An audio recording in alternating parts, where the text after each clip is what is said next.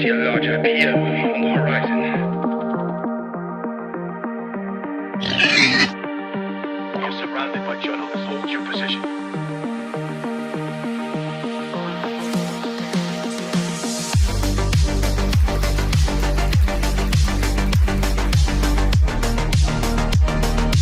Overnight success.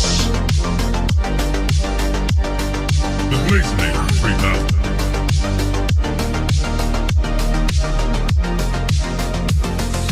Double blaze. Right.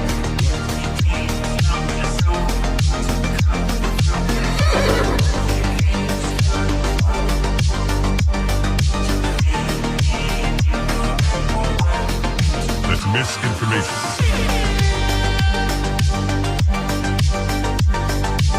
Marking clearing order inbound.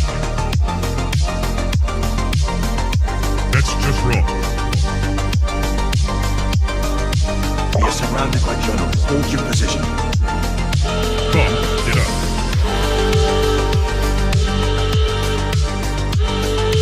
Trust the experts. 5 total. We are experts. Founder mode. 5 total. I see multiple journalists on the horizon. Stand by. Experts. UAV online. Blaze. Double blaze. Triple blaze. Double kill. 5 codes.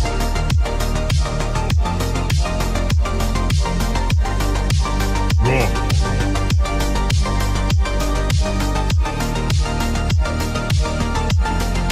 Pump is up. Blaze.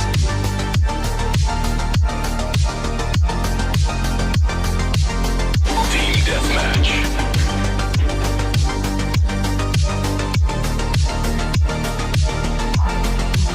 We are experts. Triple blaze. That's just wrong.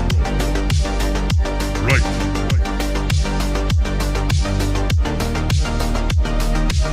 Marking clearing order inbound. Come, get up.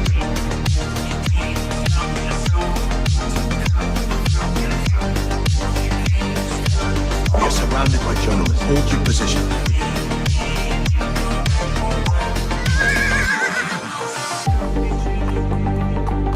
Strike 1. Strike 2.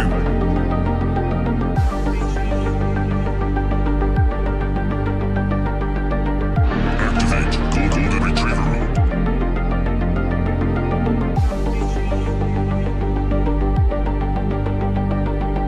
Trust the experts. Marking clearing order inbound. 5 total.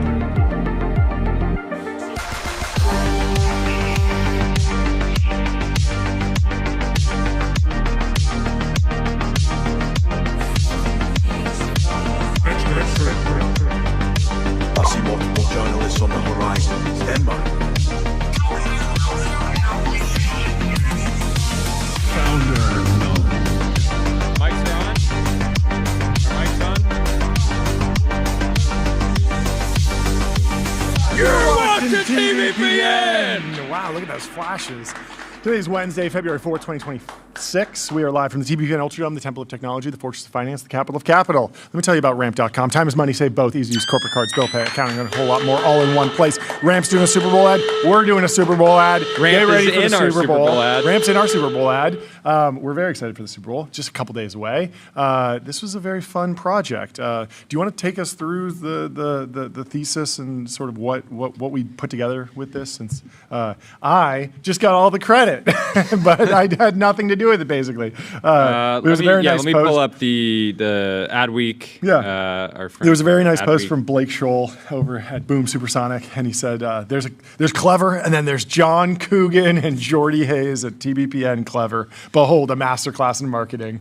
And I had nothing to do with it, and I get the credit.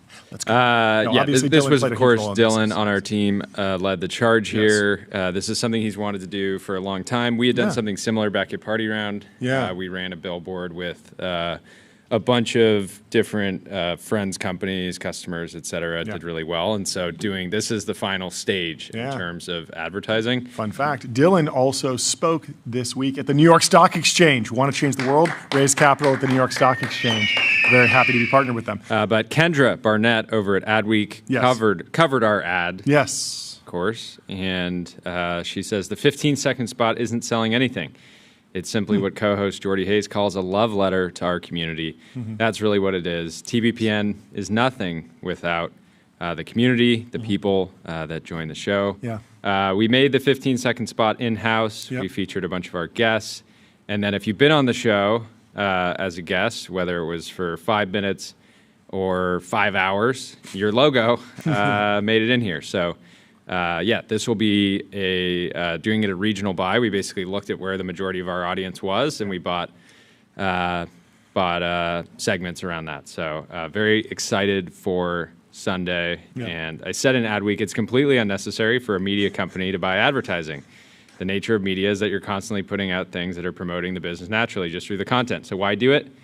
And we basically did it. I said, we believe in doing things purely for fun. So we're certainly having some people fun. screenshotted that and texted me to that. I thought that was a good quote. Let me tell you about Fin.ai, the #1 AI agent for customer service. If you want AI to handle your customer support, go to Fin.ai. There was another reason beyond fun. I do think it's an important opportunity to introduce the football community to technology, to business. And that's really that's my goal with this ad. Hopefully, let people know if you're watching the Super Bowl, technology. It exists. We got to raise awareness for technology and business. Let's play the ad. Let's play the ad. Let's see. You're watching TBPN! If you're watching this podcast, you've already passed the test. It's a great question. Clean hit. I think it's super important and awesome. This is going to be one of 100 bagger. You guys are the #1 podcast in the world. The gong hit. This is great. Short, sweet, and we look forward to seeing it live on Sunday. Yes. ElevenLabs, build intelligent real-time conversational agents, reimagine human technology interaction with ElevenLabs. We have some massive news from ElevenLabs coming up on the show at 11:30. Let's pull up the Linear lineup. I will tell you that Linear is the system for modern software development. 70% of enterprise workspaces on Linear are using agents, and we have a stacked show. Andrew Reed's back on the show. Maddie from ElevenLabs is coming on. We have Gergely from the Pragmatic Engineer coming on. Super pumped for that one. Dara from Uber's coming on. Mitchell Green, one of our close friends, is coming on to talk about all sorts of stuff going on in the market. And then we have an awesome lightning round lined up. So is there anything else we should cover about the Super Bowl, or should we move on to other Super Bowl coverage, because we're not the only ones running ads? Lots of tech people are coming out. Wild morning. Yes. I was not expecting this out of Anthropic. They basically took the Vibe War was like effectively relegated to X. It just felt like the same 100,000 people saying, it's so over, we're so back, we're so back. They're taking it to the main stage, right? And it shouldn't be that surprising, right? Anytime Dario gets on a mic anywhere, he's taking shots at OpenAI. But he's not taking direct shots. Not direct shots. He's always... And this arguably is not a direct shot either. I guess they just said ads are coming to AI. not the Claude. Yeah, you're and right. Anyway, but truthfully, like a lot of the previous Anthropic advertising has been very in their own lane. They've run a number of campaigns that have been sort of above the crowd. We're just thinking. We're your thought partner. This one does feel like it's a response to what's happening in the industry. So. Yeah, and we'll get into why they took this approach. Yeah. Clearly, I think we're just excited to spike Sam's cortisol, and I think they probably they've definitely did. been watching some height. Should we just play all 4 ads? Let's play at least one of them. We got to play the height maxing one. That one's particularly funny. But are they here in the timeline? While we pull those up, let me tell you about AppLovin. Profitable advertising made easy with Axon.ai. Get access to over 1 billion daily active users and grow your business. And you were saying today. earlier off the show, you were starting to like Anthropic until they came out against ads. Yes. I see this as an attack on me. I see an attack on one advertiser as an attack on all advertisers. I'm pro ads, and wait, this is not the right ad. We'll come back to this one. That's another Super Bowl ad that we'll have later in the show. The Anthropic attack on advertising, it does cross a line for me. It goes too far, and I think that they should be supporting the advertising economy. Almost 10% of the American workforce. All right, so let's pull up this one. The first ad is, "Can I get a 6-pack quickly?" Okay. And this one, I immediately thought, okay, they're definitely not just watching clavicular, they're studying. Apparently. Let's watch it. I was not expecting this to be the looks maxing Super Bowl. Yeah. But let's play it. Do we have it? No? Almost? While we're doing that, let me tell you about Public, investing for those who take it seriously. Stocks, options, bonds, crypto, treasuries, and more with great customer service. Without further ado. Let's play it. Yeah, this is, what does it say, violation? Okay, it starts out by just saying violation. Yeah. Perfect. That is a clear and achievable goal. Would you like me to tailor a personalized workout plan? Yes. Perfect.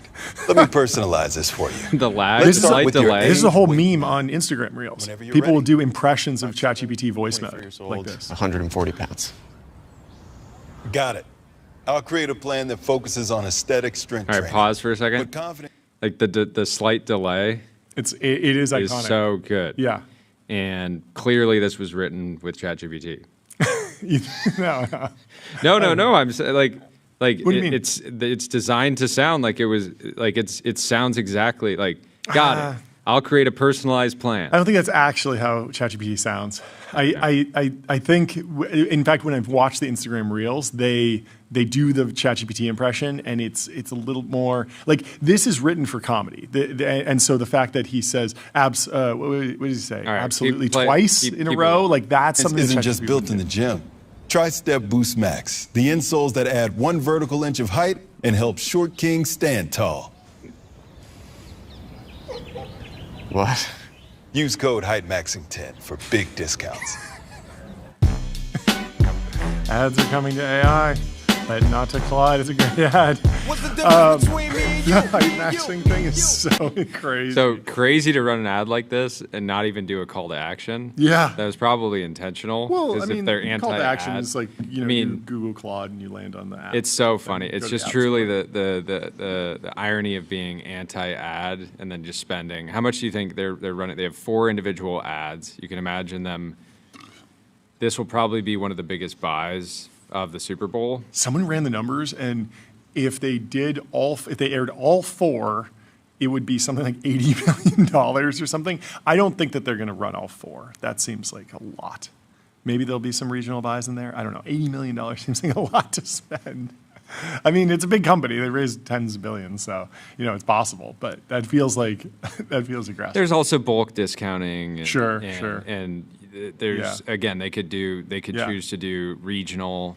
And isn't there as something well. where if you buy a massive ad campaign like this, you'll also have to buy in the Olympics as well? NBC sells both, so we could see a rerun of these or another buy later. Yeah, Super Bowl has an insane amount of demand. Yeah. Olympics has way less. But this is clearly like a particular moment in time, and it's just insane. It's insane. I mean, it's incredibly clever. It's also incredibly dirty. Like I think they're like trying to muddy the water around the ads rollout. Oh, sure, like, sure. The ads that are coming to ChatGPT are effectively display ads, right? Everybody in the industry by now should know this. Yet this campaign implies Makes that, it look like the ads will be ads will the influence the response, and that you cannot trust it. Right? Yeah. And so it's fair game. Yeah. But it's like dirty. Yeah, it's sort of fake newsy a little bit. It's a little bit it's a little spin on top of what will wind up happening. And yeah, I mean, it wouldn't even make sense for the ads to really influence the content. They're probably just going to wind up doing what Instagram does and just showing you things that you're actually likely to purchase, no matter what you're looking at, because that will just be what optimizes CAC and ROAS. And I mean, at some point, I expect that the ads will be certainly targeted. Yeah. Like if you search, I don't know, yerba mate. Yeah. What yerba mate should I get? Yeah. It might show you like what it thinks you should get, and then separately it will have like, here's also Google another ad. Where, exactly. Where you see a sponsored result and it's flagged and there's a little ad tag or slightly different background color, and people are used to that. So I don't think anyone really expects ads as they roll out in ChatGPT to be some major violation of the social contract of what people understand ads to be. But what's interesting is that they don't actually say OpenAI, they don't say ChatGPT. This is just what comes with the territory when you're the dominant player. Someone can just take a shot at the category, and it feels like it's a shot at you, and it's sort of a champagne problem. If ChatGPT wasn't in the position that it was in, everyone wouldn't be like, oh, this is a shot at ChatGPT. Yeah. They'd be like, oh, this is a shot at the category, because there's 7 players that are all equally used. It's like, no, it's let's pull up the next one. It's a dominant app. Yeah, let's pull up the next one. How do I communicate better with my mom? They went off with this. Great question. Improved communication with your mom can bring you closer. Here are some techniques you can try. Start by listening. Really hear what she's trying to say underneath her words. Build conversation from points of agreement. Find a connection through shared activity. Perhaps a nature walk. Or if the relationship can't be fixed, find emotional connection with other older women on Golden Encounters, the mature dating site that connects sensitive This cubs feels so with roaring off-brand. cougars. For Anthropic? Anthropic. Yeah, they haven't been it's not funny, edgy brand. It's not classy. Yeah. Like it's I'm not saying it wasn't a good move. It feels appropriate for the Super Bowl. This feels like the level of humor that you would see in Super Bowl ads. Like if this was a Bud Light commercial, I'd be like, okay. But yes, I agree with you. It feels like totally unexplored territory for them. It is a little. Low it's class spicy. and vulgar. It's spicy. It's maybe. All right, pull up the next one. Pull up Okta. Okta helps you assign every AI agent a trusted identity, so you get the power of AI without the risk. Secure every agent. Secure any agent. And pull now, up the next one, please. What we got? Deception. So, what do you think? Absolutely. That's such a fun and creative business idea. You've got something really special here. Getting started can feel daunting. I can make a step-by-step mini business plan. Do you want me to do that? Yeah. Absolutely. Here's some steps you can take. 1, research. Really get to know your audience. 2, think of a catchy name and start your social presence early. 3, new businesses often struggle with cash flow. So try quick dash payday loans, because girl bosses need CEO money quick. Whoa. 400% APR rates may vary, possibly doubling or tripling without notice. What? Would you like to make a quick credit check? Incredibly well played and incredibly dirty. Yeah. Like this, it's the worst possible outcome in an ads world, but so easily avoidable. And OpenAI has been messaging and they would not do this for ages, and they've stated this multiple times on podcasts and in blog posts and in essays. Like they've been beating the drum on this for a long time. That clearly they will gate who is allowed to advertise, what the context is, how these ads will be displayed. Yeah. There's a million. I was trying to ways find examples of these type of Super Bowl attack ads from like the history of Pepsi and Coca-Cola, Apple, and IBM. Well, right? The I'm a Mac guy. Yeah, the I'm a Mac guy. Oh, yeah. And none of them were as direct or effectively as... The 1984 ad was saying like IBM is authoritarian dictator. Right? It's so aggressive. But still less. It wasn't as like the timing here is a big factor, right? Right when the ads are rolling out, and just like really muddying the water. I don't know. Obviously, OpenAI is going to do fine.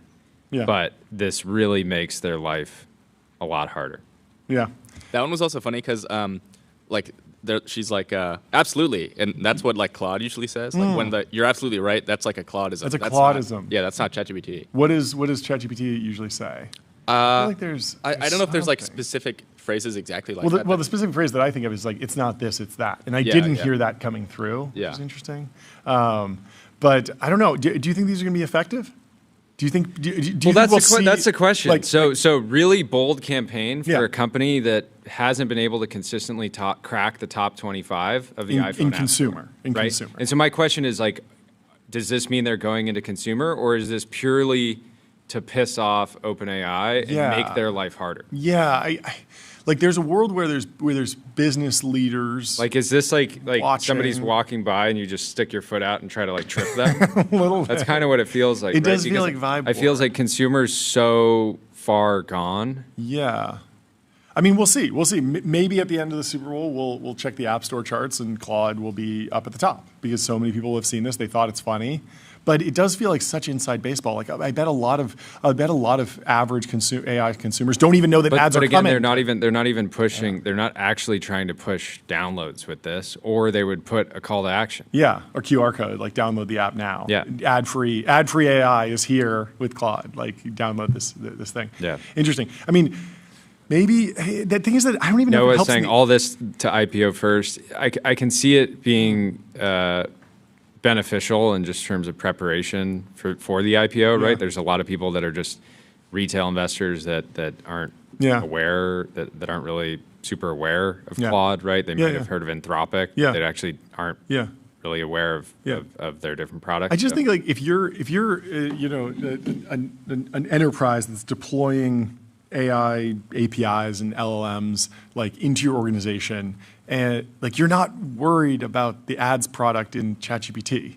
You're like, oh yeah, like OpenAI Codex is this quality, Gemini 3 is good for this, and Claude 4.5 is good for this, and like my team will deploy and we'll look at costs and Pareto curves. It doesn't feel like any CIO or CTO of a big company is going to say like, oh, like I couldn't possibly use OpenAI in a business context. Gabe says, ad-free AI is here with Claude. Ask 3 questions before hitting limits. Yeah. Or use AdGPT and be able to ask a bunch more. Interesting. Here's a Super Bowl ad they should run. MongoDB. Choose a database built for flexibility and scale. With best-in-class embedding models and re-rankers, MongoDB has what you need to build what's next. Yeah, so that would just be a clean ad read. Clean ad read. Does this ever come back to bite them? Because the idea that you're going to offer products to consumers and never monetize transactions, never monetize commerce, never run ads, like it hasn't really been done in the history of the internet. Even Spotify, right? Netflix, they always look at Apple, right? If the Claude app does go to the top of the App Store, if they do wind up eclipsing ChatGPT and become the most dominant force, like no, it is really funny if you drive a bunch of people to an app that has pretty low usage limits. Sure, and they try it for a little bit and they're like, they're not going to notice that the model might be better. They're just going to be like, I'm going back to ChatGPT. That's funny. I want to see what the battle between Mac, Apple, and Windows looked like. This is maybe back in 2006, 2009. The "I'm a Mac, I'm a PC" campaign. It's a 10-minute compilation video, but we can just watch like the first one. It's on YouTube. Hello. Let's see this. I'm a Mac, and I'm a PC. Because they get viruses. Gesundheit, you okay? No. I'm not okay. His PC's got viruses, Macs didn't. Going around. Yeah, there you go. Oh, yeah. You better stay back. This one's a doozy. That's okay. I'll be fine. No. Do not be a hero. Last year there were 114,000 known viruses for PCs. PCs, not Macs. So you just grab this one. I think I got a crash. Hey, if you feel like that'll help, good. Is this that far Hello, off? I'm a Mac. And I'm a PC. And I'm a PC too. And what? Yeah, see, now you can run Mac OS 10 or Windows on a Mac. So in a way, I'm kind of like the only computer you'll ever need. Huh. Touche. No, I don't think you're using that right. Touche. No, listen, see, you can only say touche if you make a point and I make a counterpoint. You see, so I said I run Windows, but you haven't made a point yet. Let's try it again. You can get a Mac and still run all your Windows stuff. Touche. Hello, I'm a Mac. Okay. What do you think? I mean, they're not taking a shot at Windows specifically or Microsoft or Dell. It's like it's the whole category, but everyone knows it's really, Apple versus Microsoft. Talking about viruses, talking about this other stuff. These are features. I don't know. It's not that far off.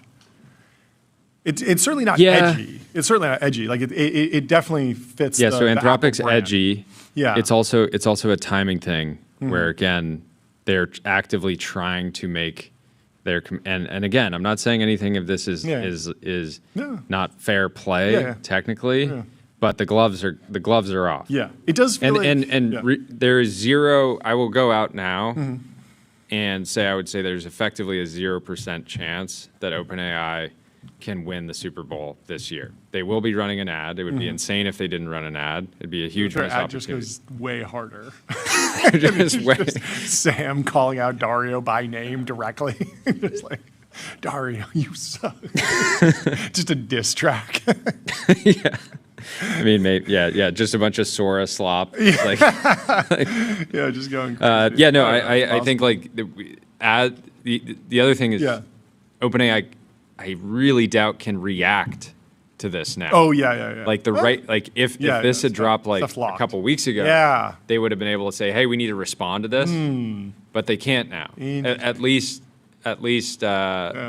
our experience buying an ad this year, we were the content was locked last week. Yeah. And there's a whole process, right? Yes. There's subtitling, all the stuff. Yeah. Like they're not. You can't just switch it up. Maybe OpenAI. Well, maybe they win in the sense that the vast majority of audiences have the reaction that you're having, which is like, actually, I don't mind ads, and actually, this is sort of a weird ad, and I still like ChatGPT. And then ChatGPT comes out with an ad that's just like very vanilla, like, hey, use it, we'll help you cook. Well, we have health now. Yeah. We have a bunch of features. That seems helpful. Like, Noah, and then they wind up winning. Has the right word. What is it? He says it's propaganda. IMO. It really is. It's not. Yeah, they're not being. They're again. They're just kind of calling out the category, being general about it.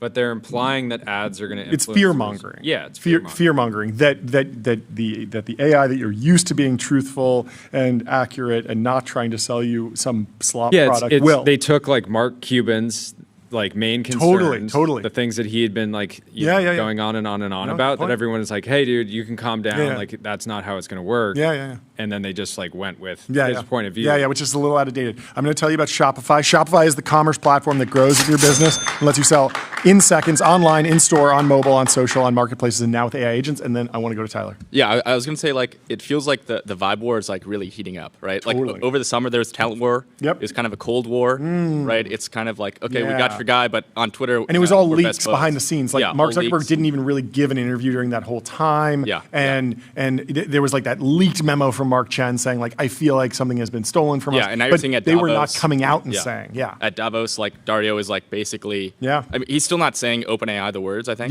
But he's saying like companies are doing ads. There's only one company that's doing ads. Right? Yeah. I mean, it's sort of like the there's these, Ben Thompson has this great formulation of like the anti-YouTube alliance between like Spotify and Netflix. So like once one company starts pulling away in a category, all the other companies sort of have a incentive to team up. And right now it does feel like we're getting a little bit of an anti-OpenAI alliance because everyone's like, well, they pulled away. And so like, let's gang up on them. And they did so much stuff on the supply side. They locked up all these different supply chain partners. Like we got to push back. We actually got to team up, and that's where you see at Davos with the buddy cop movie emerging between Dario and Demis. We will see. Anyway. Katie, the CMO of OpenAI, fired back. She says ChatGPT has more free users in Texas than Claude has globally. Boom.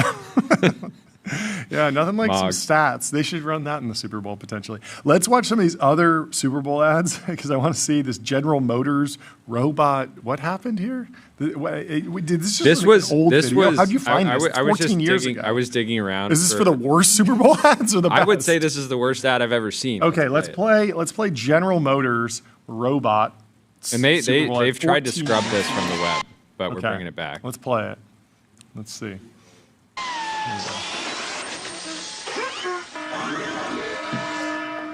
Robot makes a mistake. General Motors make cars. We make Cadillacs. Okay, robot makes a mistake, leaves the factory. Gets fired. Whoever produced this ad is not going to do well in the Singularity. You did not consider Rocco's Basilisk. Oh, sign holding? Yeah. Cadillac going by. Well, now the robot's trying to get a new job. Okay. Robot's working at McDonald's or something. Robot goes to the bridge. This is like, who approved this? Robot watches the Chevys drive by, the General Motors cars, and jumps into the water. And then wakes up? The GM 100,000-mile warranty. It's got everyone at GM obsessed. Like, how do you run this ad? Like, whoa, so it's saying like we care so much about the 100,000-mile warranty that like we will end it all if we don't stand by it. I think so. I'm That's still confused. Crazy ad. And obviously, they got an insane amount of pushback from people saying like, "Hey, Yeah. you're effectively advertising like the darkest thing ever." No, really sad. Like ridiculous. Well, the bar has been lowered, so don't worry. Let me tell you about Lambda. Lambda is the super intelligence cloud, building AI supercomputers for training and inference that scale from one GPU to hundreds of thousands. One more ad we'll play for you. Yes, This is a Bud Light commercial. Okay. I like Bud Light commercials. Super Bowl They usually 53. deliver perfectly, flawlessly. I feel like Bud Light is very steady. You can always count on them for pretty solid Super Bowl entertainment. My king, this corn syrup was just delivered. That's not ours. We don't brew Bud Light with corn syrup. Miller Lite uses corn syrup. Ooh, Let us take it to them by name, okay. Because that's in the ingredients. Yeah. So they can say it. Yeah. Pause for a second. Yeah. So if Claude had named ChatGPT and done this, that ChatGPT could have said like, "We are suing you for defamation." Defamation. Yeah, right. Yeah. And potentially. Sure. Right? Otherwise, you just got to go with the category broadly. Anyway, let's keep playing. Corn syrup's coming. We received your corn syrup by mistake. That's not our corn syrup. We received our shipment this morning. You're joking. Try the Coors Light Castle. They also use corn syrup. Oh. See, this is still like a little bit more playful and like classy. It doesn't go to like an edgy place. It's also not misleading because you can see on the ingredient list. Yes. Like you can just look up and see they have corn syrup. Yeah. I mean, again, it'd be very different if it was like, we're delivering your ads to the ChatGPT castle. And it's like, oh, we already got our shipment of ads. Like, take that over to Google. AI search overviews, like. Take it over to Grok. They should have done a direct rip of that. Yeah. No, I mean, incredibly well played by Anthropic. Yeah. So you think it'll be effective? No, I mean, to what degree will it be effective? That's my question. Well, I'm not even sure they care about it being effective. Oh, okay, it'll be effective. This is effective. Like the fact that people are talking about it. People that right now on the timeline, people are dunking and being like, "Oh, good point from Anthropic." Yeah, like they're scoring won points today in Teapot and X, Yep. and they're able to score some points in the real world and just make like senators are going to see this and be like, "Yeah, that's wrong." Yeah, I mean the whole like Senator we sell ads thing in Facebook, like they stealing your data. That whole thing is like very like, it's still a meme. It's still a thing in the general populace, which is unfortunate because advertising is the greatest business model ever, and companies don't want your data. They want conversions. They want you to purchase. They want a black box where they can put money and then get customers and get money out. That's it. Like I've run businesses that advertise many times, and I don't want to know anything about these customers. I just want to know they're ready to buy and they're down, and send them the link. Yeah, anyway. the difference went between like a Bud Light going after some of their competitors is that they're actual competitors. Right? Yeah, no, it's a very, very pure oligopoly. But maybe, I mean, doesn't that lend itself to like Anthropic is punching up because they're coming from behind, because they're a smaller company, they have less market share in this particular market. It would be like, I don't know, it'd be like if the Athletic Brewing guys ran an ad that was defaming all of the beer companies for all the bad things that beer can do to you, right? Something? I don't know. Yeah, anyway, maybe. Railway. Railway is the all-in-one intelligent cloud provider. Use your favorite agent to deploy web apps, servers, databases, and more while Railway takes care of scaling, monitoring, and security. Yeah, according to App Figures, Claude got around 1 million downloads in February, which was actually down from the month prior. Interesting. So not a real player in consumer. Yeah, we'll see what happens. I am going to be watching the app charts like a hawk. I want to know. Yeah, the entire game. While we're at the game, we're just going to be glued. We're just going to be in the back, just probably. Anyways, I'm so excited for all the other tech ads in the Super Bowl. We got Mr. Beast and Salesforce. We'll have a bunch more. That'll be good. And I'm looking forward to it. Anyway, we gotta. Are guests here yet? We have guests joining in just a few minutes. But in the meantime, we gotta bring down the mallet from the heavens because we gotta ring the gong for Walmart. They reached $1 trillion in market cap as e-commerce booms. Let's bring it down from the Lambda cloud. Hit it. First gong of the day. Let's understand what's going on with Walmart. They've been written off. Amazon was going to kill them, but seems like the retail behemoth is growing faster than ever. Let's see. The achievement places Walmart among a small but growing club of companies that have a 13-figure valuation. Amazon, Nvidia, Meta, Microsoft.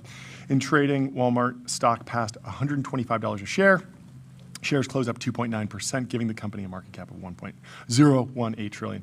The stock has surged in recent months, fueled in part by Wall Street's enthusiasm for the growth of the company's online business, as well as its investments in automation and AI technology aimed at improving efficiency. Sales have also ballooned as more shoppers have turned to Walmart for low prices, fast delivery, and broad selection. The change at Walmart over the past decade, culminating with its $1 trillion valuation, quote, has been seen as a profound shift at a retail company that we've ever seen, said a retail analyst at Morgan Stanley who studied Walmart since 2001. Wow, Simeon Gutman. Overnight success here. 25 years studying Walmart. Walmart's growth, along with Amazon's, creates challenges for competitors, he said. Meanwhile, Bentonville, Arkansas-based company will have to navigate the ascension of a new chief as longtime executive John Furner took the helm this month. Most of the 11 companies that at any point reached $1 trillion are technology-focused, even though Berkshire Hathaway is in there and Eli Lilly is in there as well. A decade ago, some Walmart investors didn't see the company's success as a sure thing. Rival Amazon was growing fast, and the then new Walmart CEO Doug McMillon was investing billions to raise worker pay, clean up stores, and grow online. Investors wanted to see whether the investments would pay off. Walmart's market value was $212 billion at the end of 2016. Warren Buffett's Berkshire Hathaway famously sold a large portion of its longtime stake that year and fully exited the position by 2018.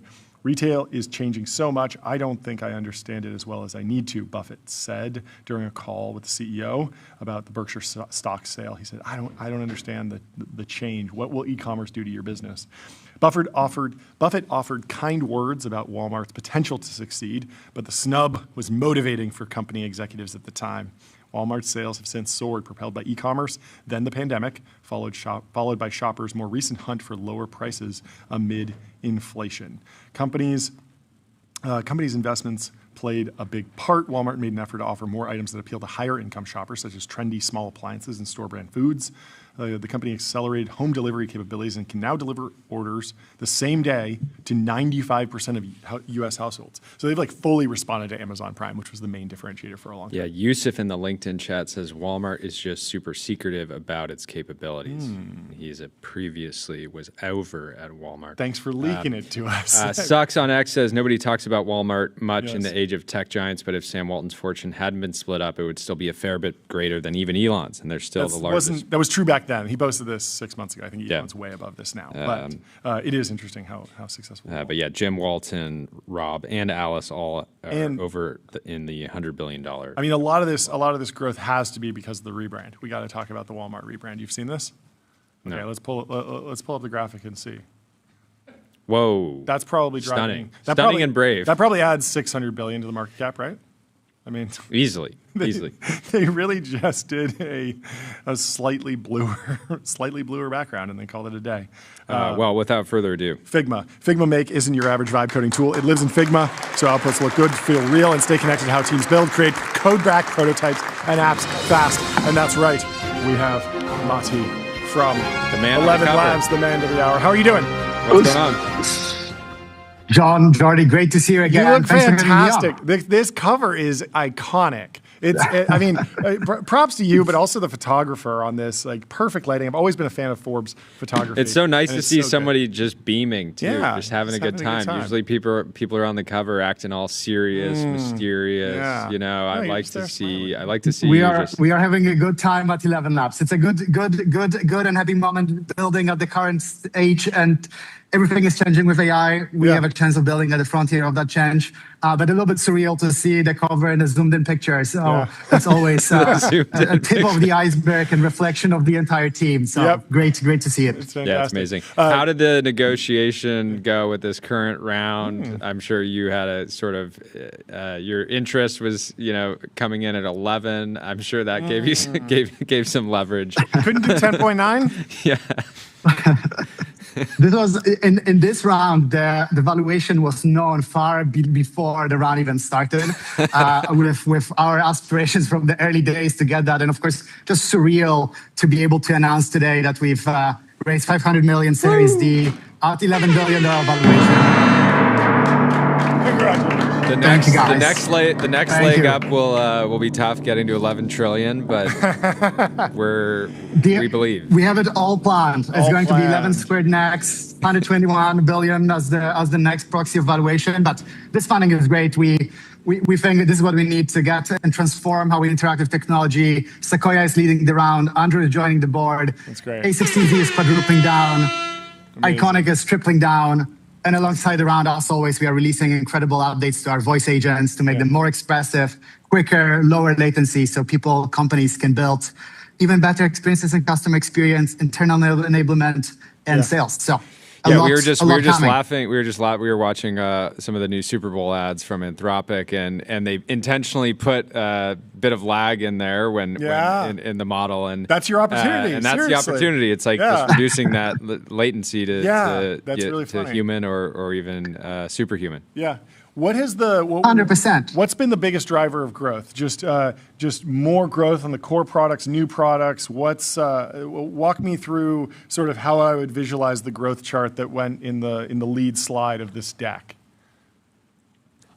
So we started in 2022. The first model was text-to-speech. And then we continued expanding with incredible researchers in the team, still doing speech-to-text with the best transcription model, 11 music with the highest quality music model, productions with dubbing.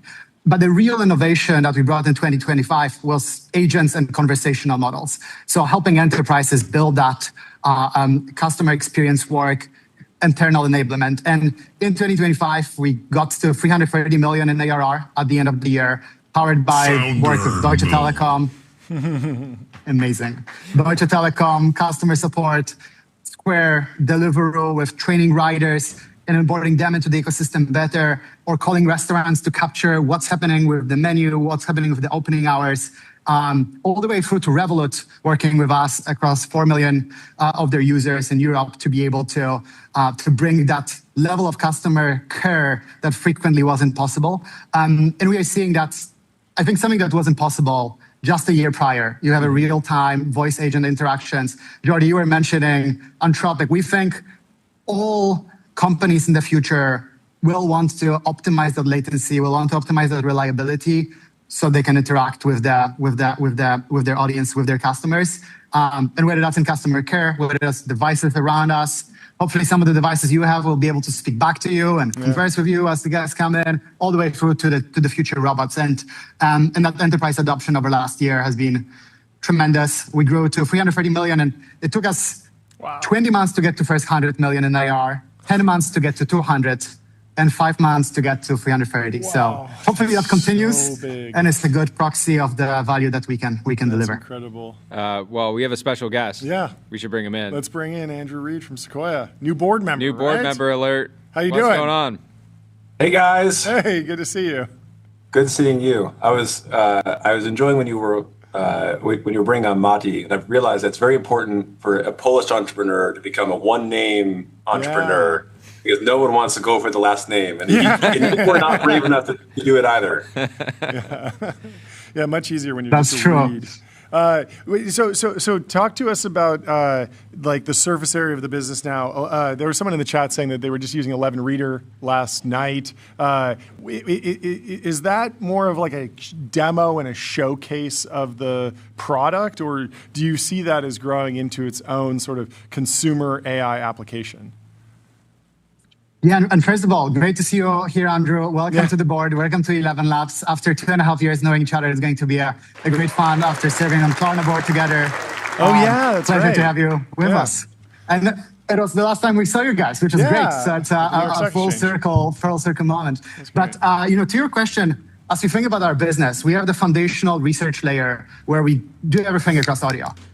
Whether it's text to speech, speech to text, whether that's the expressive narration, expressive voiceovers, the music work. And on top of that work, we have the agents work that we spoke about, but also the creative use cases. And Reader is a great example of that, of how we can let our community create the narrations, create audiobooks, and then serve them in an easier way. Mm-hmm. You know what's crazy is that today, Audible will block AI audiobooks. Oh, weird. The only platform that allows you to serve the content on Audible is only the Amazon created AI content. So we need to find an alternative for the community to serve that. And similarly, happily, I have a partnership with Spotify to allow our users to bring that. And we have a lot of users. It's 5 million users doing that work. There you go. Andrew, how are you processing the SaaSpocalypse, the turmoil in the markets? Is this like hey, ElevenLabs needs a war chest, batten down the hatches, RIP good times? Or is this something else that's, you don't really need to worry about who's getting beat up in the public markets because you're the reason why they're getting beat up? Well, I go back to what Jason Lemkin was saying. He was bringing up ElevenLabs as an example last week because he said he has a lot of portfolio companies and they're like, we're AI native, and he's like, show me the numbers. How are you growing? ElevenLabs is AI native, and they're adding $100 million in new ARR every few months. So like that's what it looks like. That's what real pull from the market looks like. But yeah, Andrew, what do you see in the market? Yeah, I think the it's like the scorpion and the frog.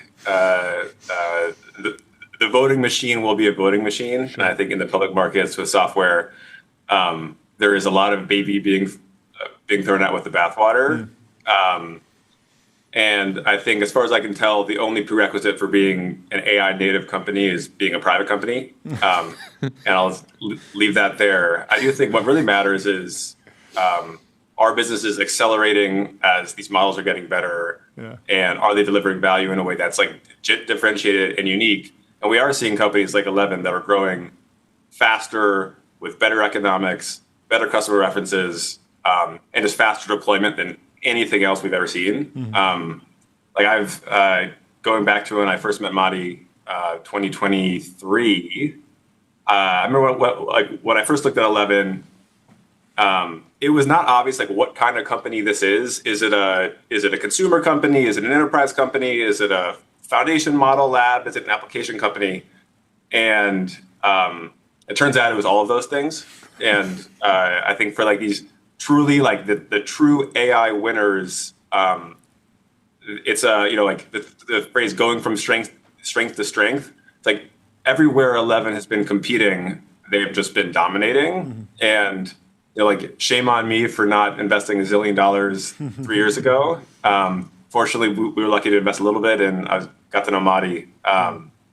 But yeah, these like the new wave of these AI companies are just incredible. Can you both talk about a little, take me through more of that focus, because you're saying, 11 is a research lab and an enterprise company, and there's a consumer product, but there's still a focus on audio, still focus on voice, and we've seen, a lot of the good vibes that are coming around. Anthropic is like they're focused on code. We've seen this like Mid-Journey focused on images, and you get to this opinionated thing. Is that where you're narrowing, or do you see yourself kind of expanding out on all surface areas over time? Right, and it is true. Like as we started the company, the one connective tissue from model through platform to application is audio and voice. We know that we can create the best models. We know we can serve them, build for the users, understand those use cases, and then bring them to production. But of course, to get most of voice, frequently we'll stretch from other sister fields to bring those integrations into the fold. With agents example, you need the knowledge base to really integrate. You need telephony systems to make sure the agents interact in WhatsApp or can call the phone numbers. You need the evaluation, testing, and monitoring to really be able to understand that. So as we think about this work, voice, audio is our superpower. That's the one connective tissue across all those domains. But if we can bring from other fields and elevate the entire voice experience, whether it's in voice agents, whether it's in a creative space, we'll happily do that. Where are you frustrated with slow adoption? Like where is there a lot of potential that where companies are not kind of like, they haven't fully processed that that the models are advanced to the level that they have, and you guys have this sort of feature set. I on a personal level as a user, there's still a bunch of different like media subscriptions that I have that have just like really poor like audio functionality. It's like if you publish an article, you should immediately have like a mini podcast equivalent that I can listen to in real time. It shouldn't be like, this doesn't seem like a hard problem anymore, but I'm sure you're seeing that kind of in other categories too, where you want industries to wake up and say like, hey, voice is here. You should be implementing it immediately. Yeah, I can go quick on first on things that we believe in, and Andrew is helping us push us to think about that space. The one, audio will be default in all the content, stories, knowledge that's available. It will be global. You will have all the languages, all the voices represented, and voice will be the interface to the technology around us. The big opportunity to your question, Jordy, will be in the media entertainment space that we haven't seen. On the agent side, today, a lot of the use cases are reactive supportive, but we'll see that proactive side where you have an AI concierge, AI assistant that can help you through the entirety of that journey. And as we work with Andrew, we frequently think of like, what's that connective tissue between research and product, how we can combine that experience together to deliver that. Andrew, I'm curious what you think. We spoke a little bit about this, but what's top of all your mind for the next year? Yeah, well, I think at a high level, it's very hard to find like markets where voice is not taking off. And I think I'm old enough to have lived through the initial wave of like chatbot voice agent companies in the kind of 2015 to 2019 era. And for those companies, it was, enterprise vendors foisting audio upon consumers, and consumers, asking for a real agent over and over and over again. Like that was sort of, I think, Talk to a human. One could argue that like the customer research that like created, like voice agents was people asking for agents over and over and over again. I think the difference now is if you look across like basically every sector, people like interfacing with technology through voice and audio. Like there's a lot of end customer pull. I do think there's a big gap between what people expect the voice agents to be able to do and how they communicate with them versus what they're actually capable of. I think humans are very adaptable, and I think once everyone used ChatGPT and realized, what the chatbots can do, people started, start interacting with text boxes on the internet very differently. I think with voice agents, still, like people think they're in a phone tree and are trying to talk to it like a phone tree. When in reality, it's this magical interface that overlaps all of the company's capabilities.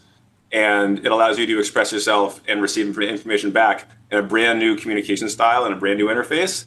I think once people realize what these agents are capable of, my guess is the way people interact with their institutions, with their governments, with their, the companies that they buy services and goods from is going to change very quickly.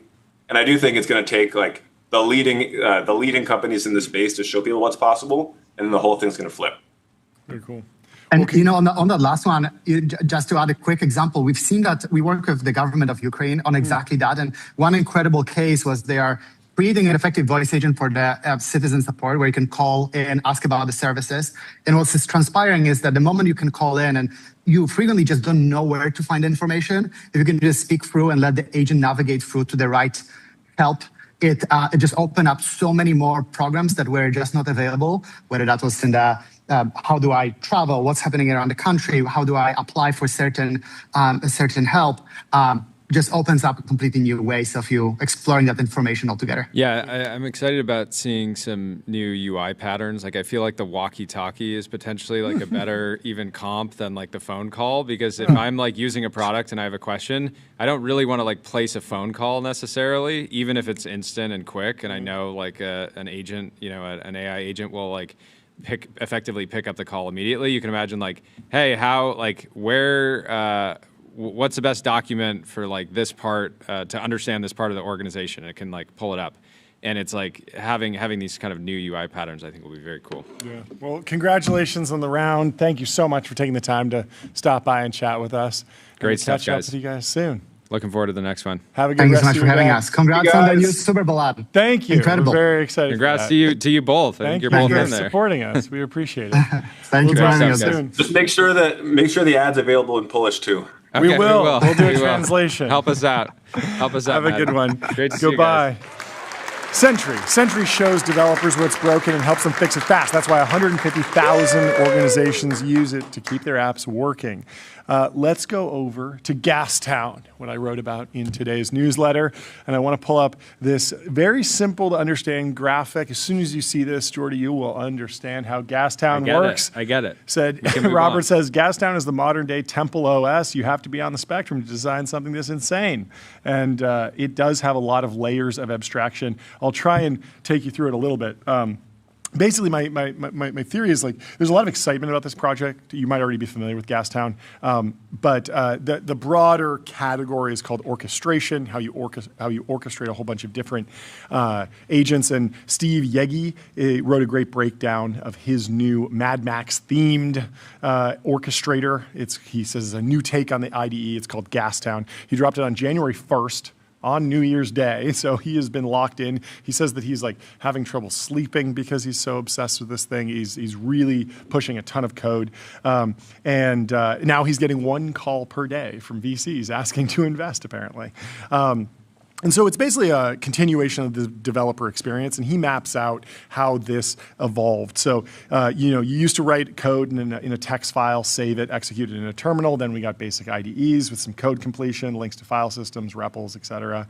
LLM chat windows work their way into the IDE eventually with a coding agent asking you for permission to run tools, run code. Once models got better, developers trusted them more, and the IDE sort of melts away, and you're basically just interacting with the agent. And so Karpathy has put it, he says, your code writing skill atrophies, but your code reading skill improves because you're prompting, and then you're just reading the review, and you're saying, okay, yeah, this is going to do what I think it's going to do, or we'll test it. And so the most popular workflow currently is probably a single agent CLI. So Claude Code, Codex, Gemini CLI are the most popular. They all have web and desktop front ends now, but it's sort of too soon to tell how fast those will get adopted. And we can move on from this slide. So Gastown is like way more aggressive going full into vibe coding. So Steve, in his post, just all caps says, "You will die if you don't know what you're doing." It's like very risky. Whoa. The code base is only weeks old. Maybe it's over a month now. It's 100% vibe coded. He's never seen the code, and it's 225,000 lines of Go. Like not a very simple. Yeah, he said you should only be using it if you're already at the stage where you're using 10 plus agents. Mm-hmm. And otherwise, like you will not be able to use it. Yeah. So, but So there's tens of thousands of people using this. Some folks have dozens of accounts with the big labs because they're maxing out their subscriptions. They're like, I got the 200-a-month plan over here. I ran out of rate limit, so I got another one. Some of them get flagged for fraud. Like, it is boom time in Gastown. And bills run into thousands of dollars per month, and you're getting close to having basically a full-time software engineer salary on the line. Despite all the warnings, Steve has created a delightful little metaphorical taxonomy for how to explain how things work. The town is your HQ. This allows you to work on multiple projects. The projects are called rigs. And then you sort of play, I guess that's the word, as the overseer. You're the boss. But you also have a mayor who reports to you, like a chief of staff. That's an agent that you talk to. And the mayor kicks off work convoys to different agents. They're called like polecats. These are ephemeral agents that go and do like one little thing, and then they write code. That code lands in a merge queue, but then you have another role, another agent called a witness that oversees all the polecats to help them get unstuck. And then there's a deacon that goes around, patrols the town, finds stuff that's like needs to be taken out or deleted. There's dogs that do maintenance, like cleaning up code branches that have gone stale. There's a crew that are specific to a particular project, and those are longer lived than polecats. So if you have like back and forth design work, you'll create a member of the crew who he says you'll love and you'll like develop a relationship with, and you'll be updating their agent workflow and their skills so that days later you can go back to the same agent about how you're architecting the app, and it has all the context, whereas the polecats are just off doing one little implementation at a time. And so there's a bunch of different roles. It's a lot. It's very cool, and it feels like a glimpse of what's coming this year. You still have to have an idea of what to build. So, we talked to, I've searched around for like, what are people actually building with this? And a lot of people are like, well, I re-implemented this open source library in Rust. It's like, that's probably valuable, but that's not exactly like the breakthrough $1 billion individual solo developer project just yet. Like, you still got to have a genius idea, but then you can build it. And you still have to have a really good ability to manage agents and understand when things are going off the rails. But the rough edges are getting sanded down like as we speak. Orchestrators, it feels like it's the next easy unhobbling that will cause another doubling in the meter software engineering time horizon benchmark. If you remember that benchmark for how long a software engineering task can run without going crazy, it used to be a couple minutes, then it became a couple hours. Like, if you set up your Gastown appropriately, you could potentially do weeks of software engineering work autonomously. Do you have more context on the meter eval? I mean, meter only does LLMs. It's not the actual model running for like 4 hours. Exactly.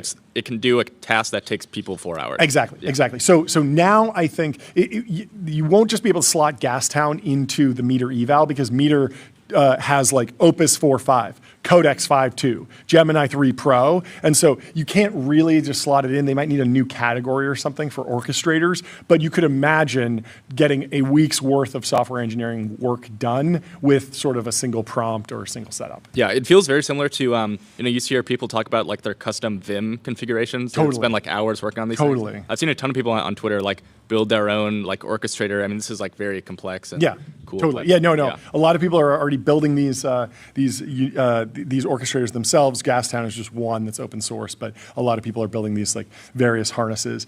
And so orchestration and delegation, they make sense even in a world where models are improving in capability and declining in cost. Like, a stock LLM just cannot spin up multiple instances of itself if you give it a huge task. So imagine you're just like, categorize every receipt in my company has ever processed. Like, an LLM can do it, but it's just going to take a long time. You should use 50 instances of LLMs, and you have to write some code for that. An agent should be able to do that. That's what you're sort of getting with this. But there's obviously still a bunch of kinks to work out in 2026.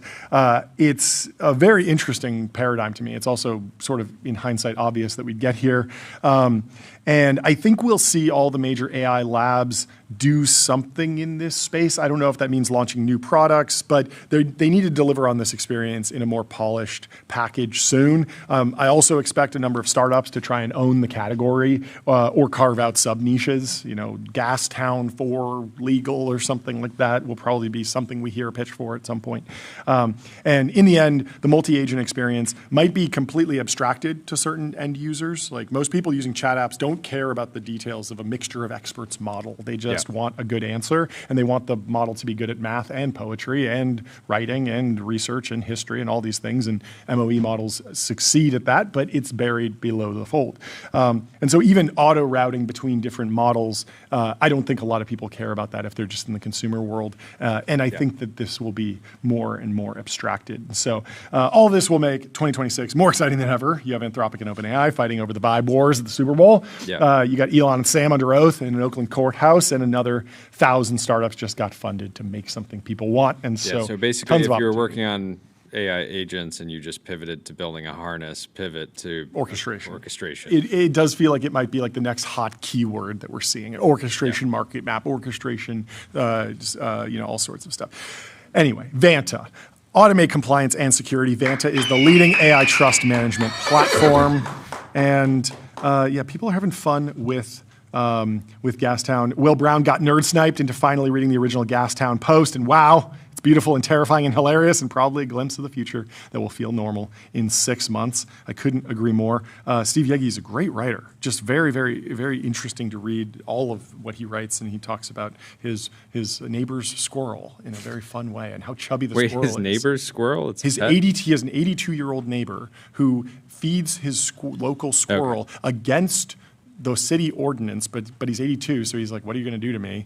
And then he uses this like fat squirrel as an analogy for the gas town that he's building. It's fascinating. And then people are having fun with this. Tetsuo.ccp says, last month I was generating 15,000 lines of codes per day with Claude Code. Once I discovered the Ralph Wiggum loop, my productivity shot up to 10x. This week I finally set up Gastown, and I'm generating 1 million lines of code per day. At this rate, I'm mere days away from completing my Minesweeper clone. And like there is something here where people, you gotta know what to build. You gotta have a good idea. There's going to be a lot of people spending $15,000 to recreate a game that's $60. Totally. But if it has me in the game, maybe I'll play it. Who knows? Anyway, Gemini 3 Pro, Google's most intelligent model yet. State-of-the-art reasoning, next-level vibe coding, and deep multimodal understanding. And without further ado, our first in-person guest of the day, Gergely, correct? Did I say that correctly? The Pragmatic Engineer. Welcome to the show. How are you doing? Grab a seat. Please sit down. And first time on the show, please give us an introduction. Yeah, good to see you in person. In person, this place is even better than on the show. Yeah. So just flew in from Amsterdam, and I got you guys some special stuff. No way. This is stuff that they don't know about in the Netherlands. It's called Kruidnoten. Okay. And it's best kept secret in the Netherlands. I love Before it. Little mini cookies. Mini cinnamon cookies. Okay. Before Christmas, the whole city sells this all the time. But as per the Dutch, you can only have it before Christmas. So there's this one shop that sells it year-round. Locals hate it. Oh, it's kind of unknown, but I think it'll be all right. And just some Pragmatic Engineer stickers for you guys. Thank you. And how do you introduce the Pragmatic Engineer these days? Purely Substack, writer, a media company. What do you like? I like to say that I'm a software engineer who has been a software engineer for like 15 or so years. I was a manager as well. Yeah. And then I just started writing for software engineers. Yeah. I didn't think there would be any demand for this. I don't think anyone thought there would be any demand for this. And turns out there is. There was a ton of demand for people writing about just like for me writing about in-depth topics that I don't write for beginners. I write for experienced folks talking about. I started talking about stuff like how did Uber create platform teams, like tech debt, how do you deal with that stuff.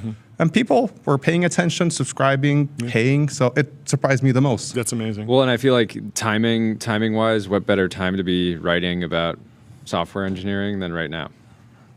It's a crazy time. Like I've been in the industry for about 20-ish years, depending on how you count it. And I've now luckily been able to talk with people who are still alive, like Grady Booch, who is a legend, who had been around since closer to the beginning of it. Yeah. And I don't think there's ever been a time, like I remember when I was working, we were a software engineer, like we were we loved our jobs, and I think we still do. But what we were doing is kind of automating other people's jobs. Sure. like customer support. We were saying how many savings we had, but we kind of took this for granted. And there's a bit of existential crisis now with devs, because this is the first time in history where the stuff that we build could potentially automate our work, and maybe more software engineers used to have the luxury of like, I'm just gonna do my work. I don't need to really pay attention to what's going on and the big changes that are happening. And now it's like, I should really pay attention, just so I stay on the edge. And because if you're not getting efficiency gains right now, I think you will be left behind. That feels obvious. How wide is the spread of experiences that folks in your audience share with you? Because I imagine that there are some folks out there saying like, I'm using Gastown and agents and I'm vibe coding, I'm doing everything, and my job is completely changed. And then I imagine that there's some people that are like, it's kind of business as usual at my company. So interesting enough, you would think that, so first of all, like the people who are using the agents and doing all this cool stuff and being on the cutting edge, and you guys should talk about Gastown and Steve. I was just hanging out with him yesterday. No way. Yeah, we were together at this place called the Future of Software Engineering Summit. So 25 years ago, there was the Agile Manifesto that back in 2001, it kind of shook the industry because it said like, talk to customers, iterate fast. There was like 4 simple things. Anti-waterfall. Anti-waterfall. Yeah. And there were a bunch of people who gathered at this resort in Utah, and they came up with it. Yeah. And 25 years later, Martin Fowler, one of the Agile Manifesto founders, who organized a retreat with like a bunch of thinkers of today, and we went there and we gathered, and about half the people were like more traditional companies. Think about like John Deere, 200-year-old companies, enterprises, Cisco, etc. And then some of them for startups. And the crazy thing was that, like, I was thinking, there will be business as usual. No, like, this is the first time I'm seeing a technology where even in the kind of most old school companies, they're using it, they're trying it, they know that they need to catch up. And funny enough, some of those old school companies are a little bit ahead of like, I don't know, some mid-level tech companies, because they kind of have processes to like approve vendors and all that. They've been used to this stuff. Yeah. So like, I don't see anyone who's not everyone's changed impacted by it, but there are some people who are on the cutting edge and using Gastown and playing with Claude, etc. I think they're still the minority, but the gap used to be massive. It used to be like years or something even a decade behind. Steve, do you put him in the same kind of camp as Peter from OpenClaw, and that like just loves the craft and just loves experimenting and is like non-commercial? Because it's just like we have this interesting dynamic right now where you have these like hyper commercial labs like Anthropic, which is like idealistic, but like very focused on like, let's make as much money as we possibly can from generating code. And then you have the Peters of the world and maybe the Steves of the world that are just in it for the love of the game. Yeah, so I was hanging out with Peter 2 weeks ago, right when Claude was starting to blow up, and then my podcast went out when it was like peak popularity, and people thought I was talking with him that same day, but I would say Peter is way more obsessed than Steve. Like when I met him for 2 weeks, I was the first human that he met. Like that guy is pulling it, but he's very clear that it's obsessive. But the thing that both him and Steve share, so first of all, both of them I think they're a little bit like on the kind of like FU category in terms of like they're doing what they want to do, and they want to build mode. Yeah, pretty much.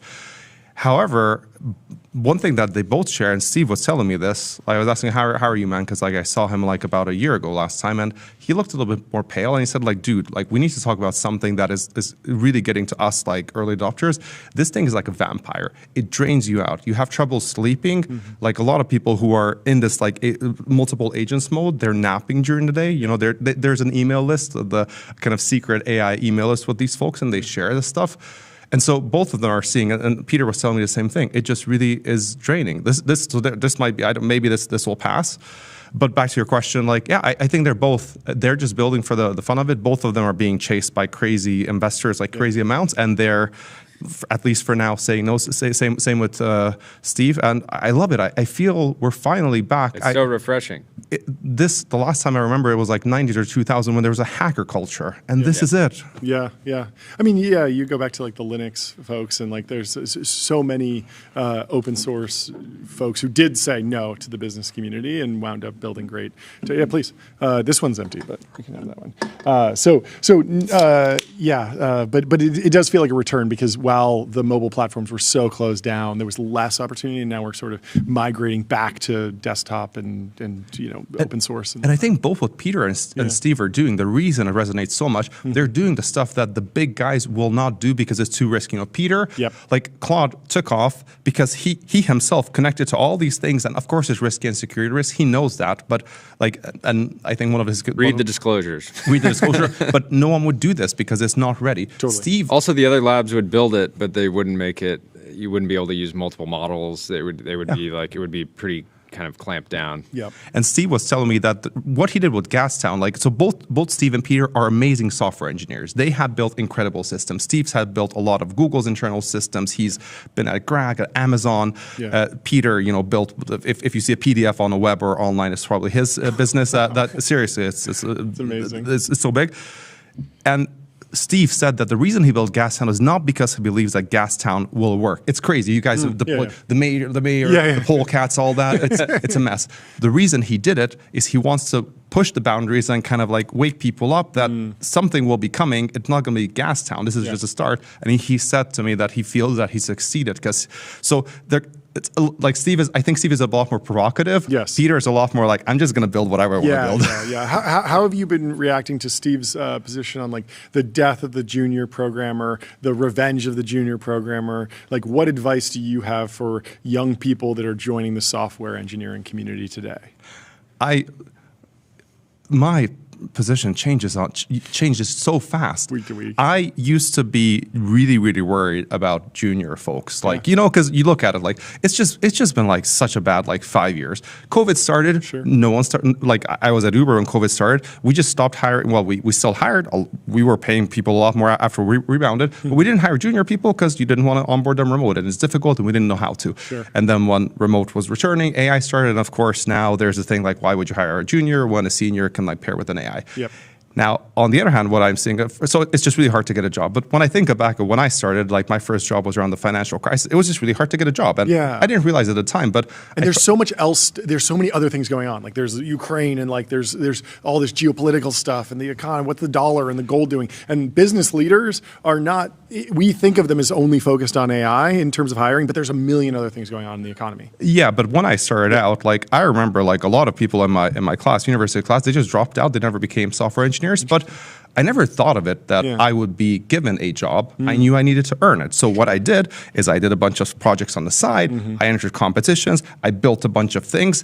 And honestly, I was probably a more impressive. And I think, first of all, we don't need to, I'm not going to, when I remember this, I'm not going to feel sorry for this generation because I did a study with Gen Z, I talked with a bunch of Gen Z or young folks, and some of them are friggin' amazing. The Andrew. So the kids are going to be fine. That's one. Okay. The other thing is, there's this, I'm going to spill it, I guess, to everyone who's watching TBPN. Please. There is a massive advantage of hiring young people, and Shopify is the first one to figure it out. Farhan Tavar, head of engineering at Shopify, told me that he saw something interesting years back. Shopify was so early to AI. They got Copilot licenses to everyone, and no cost limit and all that, but they didn't see many teams using it. But there was this one team that was using it a lot more. They're tracking tokens. And Farhan, look, what happened? Oh, there was an intern on the team. And so it's oh, what happened? So they onboarded the intern and gave the intern his 2-week task, and the intern was done in a day. And and he goes okay, what next, right? And they're like, how did you do that? It's oh, well, I just used this AI and did this, what next? They're worried. They want to get a return offer. And suddenly the people on the team felt stupid, right? So they started to learn from the intern and use AI. Yeah. But the intern was not threatening them. The intern was never going to take a position. Sure. So next thing Farhan did, hire an intern every single Shopify team. So this is why Shopify had 1,000 interns. Oh, no. Wow. He's in some CTO groups. So why do you think Cloudflare is hiring 1,000, 1,100, 1,111 interns? Why is GitHub hiring more interns? Farhan told him, this is the biggest hack in actually getting your team more productive. Get an intern a good intern, from one of the things. The other thing is I've heard stories of people saying like, I've submitted 1,000 resumes or 1,000 applications. I'm like, if you want a job as a software engineer, build a piece of software without asking. Yes. Just you don't need to one be job invited. a week. One job a week you should be applying to, not 150 a day. Well, not even that, or one job a day. Yeah. Like we hired somebody last thing. summer. We hired somebody last summer Multiple. that built us a guest directory that like in real time would take. We had an episode. It would scrape it. Yeah. It would put it into a little if you want a job at Shopify, build a plugin. We hired the guy. Doing. There's so many different ways to plug in. But yeah, you can. Every single company out there, if you want an internship or a junior job, just go build a product for the company. Make it match the brand kit exactly. Make it look like something that you could ship, even if it's just rebuilding something that's existing. Projects that's how you're going to get attention. For sure. Yeah. I think you just completely agree. Totally agree. And also, like, one thing that I think will happen with software engineering, which has happened like for 20 or something years. Software engineering is not too different to like electrical engineering, mechanical engineering. When I graduated, a lot of my friends were in that domain. In those domains, to get a job, if a mechanical engineer, you need to go to university and you go to one where you get a placement. So I think honestly, this will probably return. That the most straightforward way to get a job is go to a reputable university that has placement programs and has industry connections and get in there. If you go to a lower rank one, you can still get it, but it'll be hard. And if you're self-studied, you can also do it, but now you need to do amazing work, like build something like OpenCloud or something like that. But the lower like prestige, like it or not, tech was this really special place where pedigree did not matter for years or decades. This might be ending, unfortunately. Are you interested? Yeah, the other thing is you don't need to, I think, telling somebody they need to, if somebody can go out and create something like OpenClaw and go viral, like amazing, but you can also just look at a company, look at a feature, find a feature that their competitor has and just build the feature and say, here, you don't need to like create something totally novel, just build the thing, share it, and that's how you get attention. I guarantee if you cold email 4 people in the org with like a link to the product, you will get an interview. Yeah, and don't forget, I think the intro disclosure and like all of these like how to get things, a lot of people, when you do the thing that most people do, you no longer stand out. So there's a lot of advice. There used to be how to get into FANG of like, all right, do lead coding. And what happened is everyone is really good at lead code, the algorithmical problems. And those companies don't really look at that signal anymore because everyone is so good. So I think every any point in time, you want to do stuff that others don't do, and it'll be a lot more effort. It will be more risky, but that's the way you're going to stand out. So, like, if you're young, just do crazy stuff, especially with AI. Help me understand more about standing out. I remember there used to be job titles for Django developer. It's like not just backend, not just Python, the Django framework, right? Rails developer, right? Front end in a specific framework. Now it feels like every developer can use every tool, front end, back end, because of vibe coding and models. Would you recommend someone say, okay, yes, you're a great developer. You can use all the tools. You can write any language whenever you want. But in order to differentiate yourself, why don't you add design or add finance or understand a little bit of legal? So, is there something else that you should pull in so you can be a dual threat? Yes, and this is what's happening. When I looked at, for example, the job listing WorkOS. WorkOS employs what they call product engineers. They don't have a product. They have one product manager for like 80 engineers. And when I looked at the job description, like I remember this evolution where it started, in the 2000s, like a specific language, then a specific framework, then a backend or something. And the job description actually had things like, like soft skills, like emotional intelligence, like good communication. So first of all, hiring is starting to, like the stereotype of the Guilfoyle developer, it's just not going to get hired in a lot of companies these days. Sure.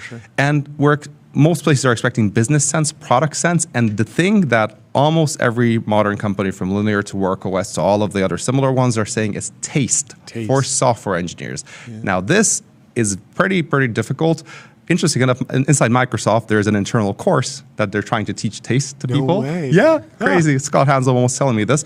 But it's kind of hard to define, but it's a mix of, I guess, do your own projects, try to do real work that actually either makes money or helps people or does things. Keep trying and use the latest tools. It's hard to give universal advice because the thing has changed so much. And one other thing that's happening, some companies, like the big change we've had over the winter is everyone has realized who is paying attention and paying side projects that us software engineers will no longer write the code. The agent will write the code, we will prompt it, which is, some people are grieving, I'm kind of over that. But a lot of companies have paused hiring for now because they need to figure out who are we going to hire. Because there's no point in coding interviews, or much less point when the agent is doing it. So there might be like a cool of like 6 months to 12 months where there's a lot less hiring as companies figure out what is this new person. So in the meantime, people looking for the job is like, first of all, like if you get a job offer, appreciate it, probably just take it, get your door in the industry, doesn't matter where. And then, keep pushing. I wonder if I feel like a big opportunity right now is software engineers finding the companies, of course, the companies that are really beat up in the public markets right now, the software, there's tons of companies that people are just saying it's over. Of course, many of them will recover and a few years from now be worth multiples of what they are today. But like doing the work to figure out which one of those companies have durable customer relationships, aren't just going to be fully ripped out. And then you could have a situation, not that dissimilar from people that ended up joining companies in like late 2022, 2023, when things were really corrected, where then the stock just trades up 3x over the next 2 years and you look like an absolute genius.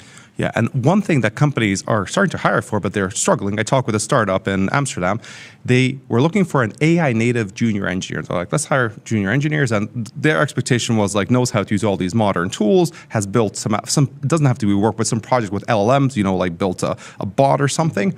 They couldn't find anyone. So like go and use these tools, build some stuff, put it on GitHub, launch it on the App Store, etc. And the reason they want to bring it in, again, they want, like, some of these folks will use it a lot better. So there's a lot of opportunity, I think. We might be overthinking this a little bit. It's a massive tech change. A lot of existing folks inside the industry with like 5+ years of experience are paralyzed because that skill, coding, it takes friggin' hard effort to like get good at coding. It took me, like 3 years to like get okay, and then 10 years to get really good. And that's kind of down the drain on one end. So a lot of people are grieving that. So there's an opportunity for people who are kind of like stepping over this and like, all right, how am I going to be effective with these? Yeah, this is great. Last question for me. How do you think about it used to be that software engineers would join a company because they were obsessed with the technology. They joined 37 Signals because they wanted to work on Rails or, Shopify. And there were a whole bunch of like Rails shops. And if you enjoyed Rails, you would go there. Now it feels like there's more opportunity than ever to find an industry or a category. Like if you're obsessed with travel or you're obsessed with gaming or music, the tools are maybe less important, but the willingness to be excited about the product that you're making is going to be the differentiator, as opposed to just, I work at this company, but I don't really listen to music, so why am I at Spotify? It's like, you should, if you love music and you love advancing that industry, you should go there more than anywhere else. Does that resonate with you? It resonates 100%. At my brother's company, he's building a startup, Craft Docs. Over the winter, he realized like these agents are really good, and he just mandated his team, everyone using Claude Code, everyone needs to do prompting, and you need to generate your code. And he said about 50% of his team got really demotivated, and one engineer quit because he told him, I do not want to be a prompter. I love the craft. That engineer was really code was his kind of like language. Identity. He was the go-to guy. He understood the code base better than anyone. And what happened in his first week is people used to go up to this person asking for like, hey, how does this work, etc. No one walked up to him because the AI could answer it. And on this retreat in Utah, I talked with a bunch of people who've been on larger enterprises, like big companies, and they were telling me the same thing, that the people who are struggling, whose identity is the code and the craft, and the people who are thriving, their identity is less of the code, it's the impact. It's, let's build cool stuff, let's help the business, or I love this industry and I want to advance it.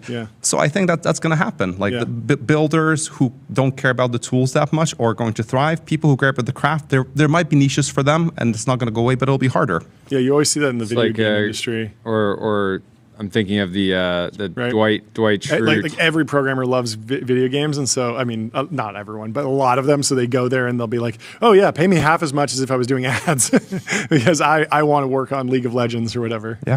I'm reminded of the scene Dwight Schrute trying to selling against the computer, right? Like immediately he's like doing fine, and then the website just steamrolls it. Yeah. So. It's wild times. Well, we really appreciate you coming by the show. Come on anytime. Anytime. This was great. We'd love to have you more. We'll do so. It was great. Thank you for the cookies. Let me tell you about Turbopuffer, serverless vector and full text search, built from first principles on object storage, fast, 10x cheaper, and extremely scalable. And I'm also going to tell you about Console. Console builds AI agents that automate 70% of IT, HR, finance, and support, giving employees instant resolution for access requests and password resets. And without further ado, I believe we have Dara Khosrowshahi from Uber in the Restream waiting room. So let's bring him into TBPN Ultra. Dara, good to meet you. How are you doing? Nice to meet you. I'm doing great, thank you. We just had earnings, and they were really strong, although the market is going crazy as we speak. So who knows? Yeah, well, let's start there. Break it down. For anybody that wasn't paying attention to your guys' fantastic quarter. Yeah, what happened? And maybe why did you have this particular quarter? So the quarter ended a great year for us. In the quarter, we announced trip growth of 22%. We're now at a run rate of 15 billion trips. Well, there you go. 15 billion trips. So many trips. For the year, that's 40 million per day. So the business is really scaling. Gross bookings growth actually accelerated. Usually as companies get bigger, they slow down. We're actually accelerating. Profits is defined by EBITDA. We're up 35% on a year-on-year basis. And then we threw off almost $10 billion of free cash flow, 9.8 billion, up 40% year on year. So the business is really scaling. And at the same time, you've got the mobility business that's growing at really healthy rates, 19%. And then Uber Eats, that really we built like entirely organically now is over $100 billion run rate, solidly profitable, and that grew 26% in the last quarter, really accelerating nicely since the beginning of the year. So the business actually looks really, really great. And then obviously we've got the onset of autonomous vehicles, and we kind of, in our investor presentation, we had a lot to say about autonomous, which we can definitely get into if you guys want to. Yeah, before we get into that, like what are the key drivers outside of obviously the businesses, maturing? You've been in the driver's seat for long enough now to really start having clearly a tremendous impact. But like, what's driving this acceleration? Yeah, so I'd say one in terms of the businesses, our business is really supply led. So the more cars we get on the road, the more restaurants we have on the platform, our product gets better. There's the conversion of the product. When you open up your app, your ETA is lower. You have more restaurants available. So basically, we are a supply-led business, and we continue to add supply onto the platform. We've got almost 10 million drivers and couriers on the platform, well over 1 million merchants. And first, it starts with supply, and our selection and supply just keeps getting better and better and better. I'd say that's number one. The second is we're the only platform out there that has both rides and eats and is global as well. And that allows us to more deeply embed with our customers. About 30% of our eats first trips come from riders, so to speak. And we can cross-promote from the rides platform to the eats platform.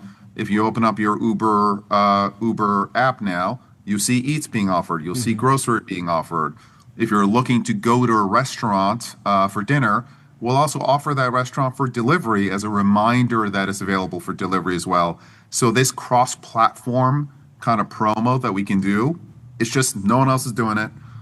It's taken us years to perfect it because any pixel that is promoting, let's say, Uber Eats on the Uber app, it can get in the way of your experience on Uber.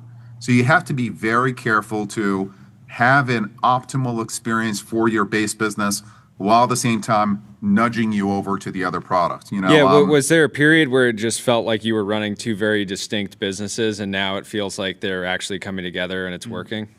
Totally. And my philosophy is that when you're building businesses that are younger, you want kind of full stack teams. So for example, our technology team, we had a dedicated technology team for Eats.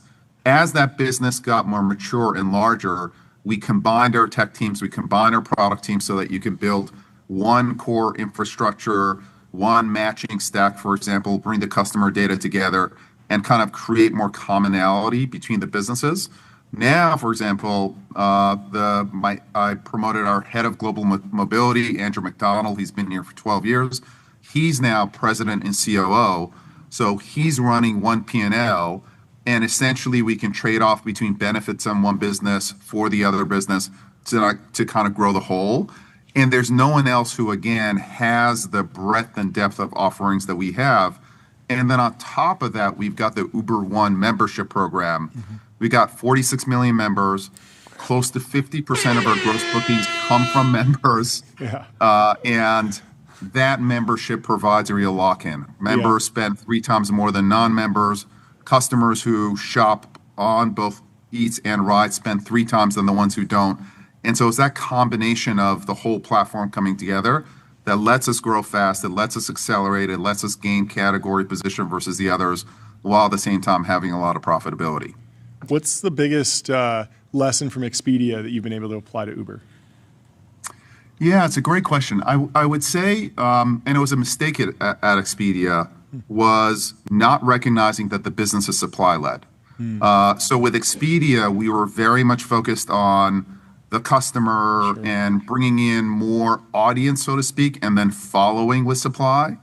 And I think one of the regrets, and you have to kind of learn your lessons as a CEO, it's like we're humans too, we make mistakes too, we learn as well, is that Booking.com was really focused on more supply in Europe, for example.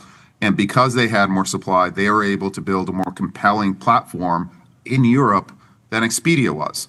And so I took some of those learnings, and then of course, some tips from the OG Uber folk, including Travis as well, that this is a real supply-led business. And so it was, to some extent, learning from my past mistakes and then making sure I don't make those mistakes again in the new job, so to speak. I remember when Uber came to LA, the push for supply on the platform was so aggressive that I was getting directly targeted. Hey, do you want to drive for Uber? I was employed at the time. I wasn't signing up, but I haven't seen those ads. Is that a function of better targeting, or do you just have a more natural driver acquisition flywheel? Like, what's working on the supply side in increasing the supply of drivers these days? I think supply is definitely cyclical. Okay. So in the early days, obviously, it was kind of a new thing. No one knew what gig work was. So Travis and team had to introduce it to drivers, had to pull them off of, driving for Carry limousines or some of the traditional players onto the Uber platform. It was very broad. You see ads everywhere. Yeah, totally. And then we had to kind of grow the overall marketplace as well, because there are way more Ubers on the road now than taxis, et cetera.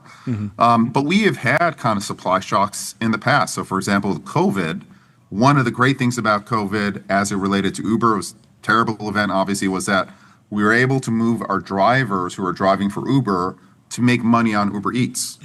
But then after COVID, we thought when the world would open up, everyone would get back to driving, because why the heck not? It turned out that a lot of our drivers, rightly so, they were worried about their health. They didn't want to catch COVID. I remember I was talking to a driver, and I'll never forget this line. I'm like, well, why don't you go back to driving people, because you can make more money that way? And she said, well, a Big Mac isn't going to give me COVID. It's so safety was a big issue.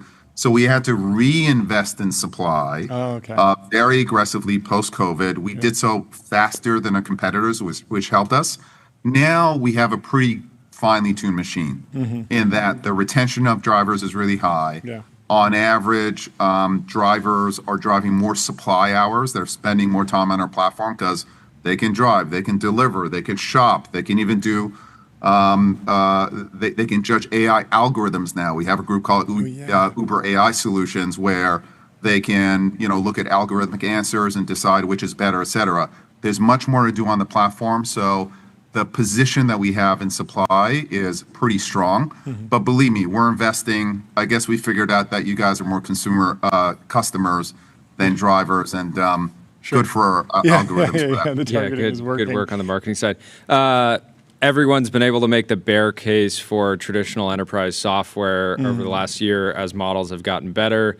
There's been some chatter about kind of risk to marketplaces with agents. I'm not necessarily bought into some of those theories yet. You're operating this, massive network of drivers and supply, and it's just a lot more difficult to sort of, no model is going to one-shot that anytime soon. I'm expecting to go to my terminal and it will call people randomly in my neighborhood and ask them if they want to give me a ride. That's the future I want to live in. Anyway, so we're not really quite seeing that yet, but how are you thinking about kind of risks and opportunities with a more agentic kind of internet and consumer product? Yeah. I think that if you have unique fragmented supply and the global scope that we have, then you are safer than, let's say, others who might not have unique supply or they don't have the fragmentation of supply that we do. Like, we got over 9 million couriers and drivers on our platform. That's very difficult for anyone, whether human or agent, to replicate as well. So we are working with agentic platforms. We've got a great relationship, for example, with OpenAI. And so you will be able to call an Uber using ChatGPT. One of the things that we want to do is we want to get our brand in front of you as well. So once you call it, for example, it's an Uber map, so you can track your car, do all that good stuff. So I think like companies like ours who do have, we're in over 70 countries. We've set everything up. The membership program is very, very deep and embedded. We have a fragmented supply base that's going to be very difficult for anyone to recreate. I think we can rest easier. And for me, I want to make sure that my brand gets out to the customer. And at the same time, I'm building those experiences within the Uber app. So a driver can interact with the app using voice. They have an agent who can help them out if they don't know why they're not making more money. We've got agents for ordering. We've got agents for ordering your rides, etc. So I think as long as the experience on app doesn't trail the experience off app, I think off app actually can ultimately, for players like us, expand the marketplace. And that's definitely something that we're looking at. How are you thinking about the next iteration of Apple Intelligence rolling out? We were talking to Mark Gurman, and he was saying that we've been able to call Ubers from Siri for, I think he said, a decade or something like that. It's been there. Obviously, I'm sure you have the numbers, and there's probably a lot of people in nominal terms that are using that functionality, but it feels like it hasn't broken through, but it feels like it's about to with the next iteration of Siri and Apple Intelligence. That's lower friction. That feels good for you. At the same time, if I don't open the app, maybe I don't go and do other things and I lose a little bit of connection. How are you seeing that trade-off? My view is don't think too hard and build great consumer products. And so if someone wants to get us through Apple Intelligence, ChatGPT, or they want to come to the app, I don't care. As long as we're getting used and we're getting used often. Now, yes, there are considerations. We have a $2 billion advertising business. If that is subsumed underneath an Apple Intelligence, that could hurt our advertising business. But for me, like if the North Star is build out consumer experiences that are absolutely first rate, and then we have the multi-product category and the membership underneath, I think the economics can kind of take care of themselves over the long term. And if we make a great app, people will keep coming to that app. And I remember when Google Maps was at some point amalgamating Lyft and Uber content, people were worried about that. You talked about Apple Intelligence. Our app is pretty damn good. And my job is to make sure that it remains leading and keeps attracting audience, because ultimately that is the most engaged audience that you can have, that direct audience. Yeah, that makes a lot of sense. Yeah, I mean, with food, with the benefit with the Uber Eats business is like, I don't really want plain text experience ordering food in chat. And then yes, ChatGPT can generate images and stuff like that, but it's several jumps in UI. Then eventually you're like, UX. Well, I can just pop over to the app. We got to talk about autonomy. I'm sure you spent a bunch of the earnings call on that note, but what were the highlights? What should people be paying attention to? I think the biggest highlight, and we have a big section in our supplemental materials that I encourage folks to look at, is that what we're seeing with autonomy is that it's a net positive in terms of demand into the ecosystem. So there's one view of looking at it, hey, autonomous is just going to replace humans, and robot cars don't get tired, they don't get distracted, they can work 20 hours a day, they do need to get recharged and clean, etc. So they will replace the workforce, so to speak, that I think a lot of people are talking about in other markets as well. What we're seeing in markets in which we have launched autonomous is that actually those markets are growing faster. There's a new audience segment that comes in, our new customer acquisition, overall now we have 200 million consumers coming to our front door every single month, growing 18%, growing pretty quickly. But in the markets in which we have AV, our audience growth has actually accelerated, and we're gaining new customers because it's a really freaking cool product. So one is that we've always had the hypothesis, hey, mobility is $1 trillion marketplace, but autonomous can add more to that market. It can be $1 trillion plus or another $1 trillion. And the early signal is that, yeah, it is actually additive. It's not replacement only.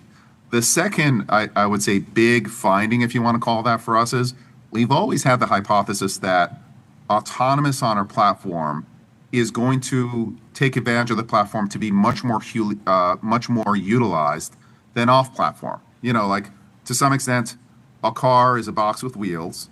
The autonomous car is super expensive.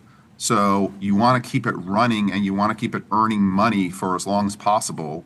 And we're finding that the utilization of those cars on our platform is 30+% higher than cars that are not, that kind of are building their own platforms. That utilization bonus is hugely important as it relates to the value of our platform. And so we're seeing that come through too. So one is it's additive, which is great. And the platform is doing what it's designed to do, which is bring more business to a driver, where that driver happens to be a human or happens to be a robot. Yeah, so you're saying the unit economics of AV provider can actually be better if they're adding it to the Uber platform. Yeah, I mean that's how we have to earn our take rate, right? It's if we're not driving higher utilization, we won't earn our take rate. And right now, the utilization premium that we're seeing suggests that our take rate is, you could argue, too low, but we have a very strong case to be made for the take rate of the platform. Is there any role for Uber in the rest of the self-driving car stack, from cleaning to service to storage? There's a lot of these things that could be handled, and they're currently handled by the sort of OEMs and the big autonomy companies. Or but other you could imagine vendors in the future it being much more distributed, but does it go full individual maintenance and whatnot?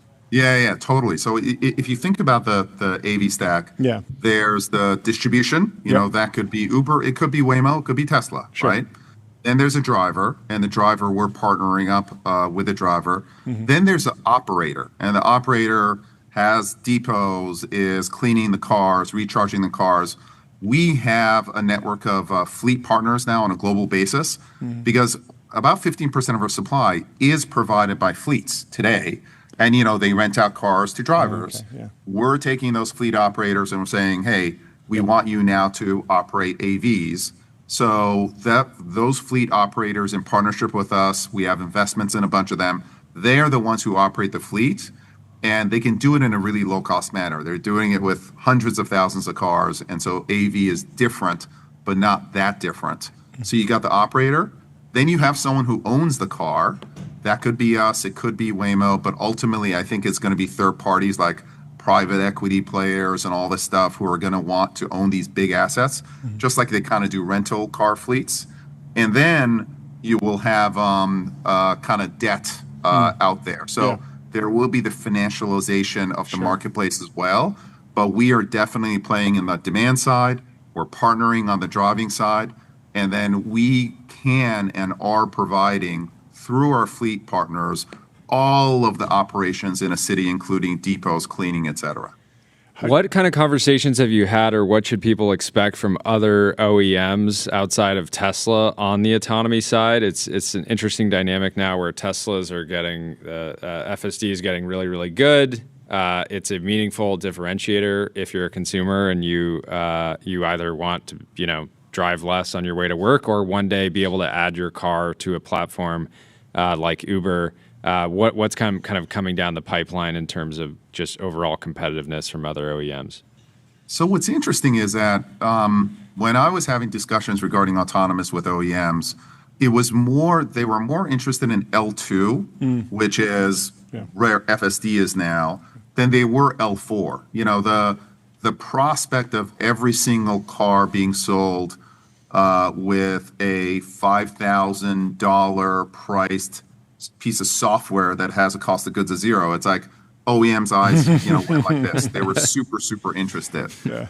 As it turns out, I think that L2 is proving to be less interesting than people thought, because you still kind of have to watch a road, et cetera. You can't really turn off. I think the great customer product is just, I can relax, I can do whatever I want, and I can get my time back the way that you get your time back in an Uber. Sit in the back seat, do whatever you want, make a call, et cetera. So the conversations with OEMs actually are getting a lot more constructive for us, because they see L3 and L4, and we want L4, obviously, as the big prize now. And that was not true 3 years ago. So we're having actually really great conversations with OEMs. We have a deal, for example, with Lucid, who builds awesome EVs, and one of our other partners, Neuro and Lucid, coming together. And there are many other discussions that we're having with OEM partners. And then, of course, now NVIDIA's in the game, right? They were building the reference compute architecture. Now they're bringing the sensor stack, and now they are building self-driving as well, the model as well. So NVIDIA will provide a full stack software and hardware solution to any OEM provider. And as you can imagine, NVIDIA brings a lot of heft, a lot of know-how, and then a lot of credibility to the ecosystem as well. So the direction of travel. And you're sitting there as like a supply-driven business, just being like, let's go. I want every car outfitted with this when it's ready. Yeah. And you can imagine a world where, the Uber wait time is 20 seconds every time. It's just like, the dream is 10 years from now, every single new car sold is L4 capable, because that is obviously very strong prospect for a supply, what I started with. And hopefully you'll get that 20-second ETA, or you'll be pissed off if you have to wait for more than a minute. Yeah, if you step back from maybe the specifics of Uber and just think about how autonomy might change the American landscape, like how do you agree with the thesis of like the suburbs will become more popular, people will be commuting longer? Like what knock-on effects do you think are potentially underrated or under-discussed of moving in a more autonomous direction? Yeah, it's a great question. I'd say generally in the U.S., suburbs are growing faster than cities. So this is a trend that started with COVID. It continues. And our growth in the suburbs and less dense areas is about twice our growth rate in the cities. So it's been a really attractive growth driver for us. I do think that it's going to create a lot of space in cities. I think 30% of space in cities is for parking. A huge amount of it goes unutilized. Some of that will be taken up by depots, et cetera. But I do think that it is going to increase the breadth of where people get to live. And I think it's going to make transportation available for many, many more people. As the cost, it's going to take a while, and it's probably going to take 2 or 3 generations of cars. But the hardware cost for these sensors, for the compute, is absolutely coming down. And this will result in lower cost mobility being available to many more people in the world, whether they live in the city or they live outside of the city. And I think it's going to have a great impact on society. Having more transportation available more affordably to a higher percentage of the population, yes, it's good for a business, but it will undoubtedly be great for society. Last question. What advice do you give to someone who wants to be a public company CEO? One is I would tell you, don't hunt for it. I'd say that the advice that I give folks is people get way too hung up on what their title is or how much they're going to get paid, et cetera. I have always, what's worked for me is I have been very, very specific about who I want to work for. And when you pick the right people to work for, one, you learn a lot from them. But the one thing that I've seen in every environment, like environments are unpredictable, but people usually stay successful. Like you look at Elon, right? Yeah. Like he succeeded in so many different areas, and that's true for really exceptional people. So exceptional people stay exceptional regardless of the environment. You know, if you pick a company or you pick a position, that can change. That can go the wrong way. Yeah. If you pick the right person, you pick the right person. Not only do you get to learn from them, but they usually move up in the world. Yeah. And so as they get promoted, as they build a bigger company, you kind of get to free ride off of them. So you get double the benefit, which is you learn from someone who's awesome, and you get to move kind of in their wake until you're ready to strike out on your own. I'd say that's number one. And then the second thing I'd say is like, you know, advice for young people in terms of learning, just learn how to work hard. Like it's, again, your skill sets may change, your profession may change. People are like discussing is coding the right thing or you know, learning the liberal arts. The most important skill in life is a skill of working freaking hard. And if you work for the right person and you learn how to work hard, you're going to do just fine. I love that. I love both those answers. That's a fantastic answer. Thank you so much for so great to finally have you on the show. on. Congrats to the whole team on a fantastic quarter, and we'll hope to have you back on very soon. We'll talk to you soon. By the way, I don't know Yes. if our IT people have been watching you guys, but we have Ramp coming on to Uber, so No way. there's something happening with your Amazing. commercials that are working. My IT people are watching way too much TBPN. That's amazing. Love That's it. great. Well, congratulations, and we'll talk Great to you to see soon. you, Dara. Thanks so Cheers. much. Take care, guys. Goodbye. Let me tell you about Restream. One live stream, 30 plus destinations. If you want a multi-stream, go to restream.com. And let me also tell you about Plaid. Plaid powers the apps you use to spend, save, borrow, and invest, securely connecting bank accounts to move money, fight fraud, and improve lending now with AI. I Next, love a we good have public company CEO. We have our Gets me dear fired friend up. Mitchell Mitchell from Green, Lead Edge, from Lead Edge Capital, coming into the show. Let's bring him in. Oh, he's here. Mitchell, how you doing?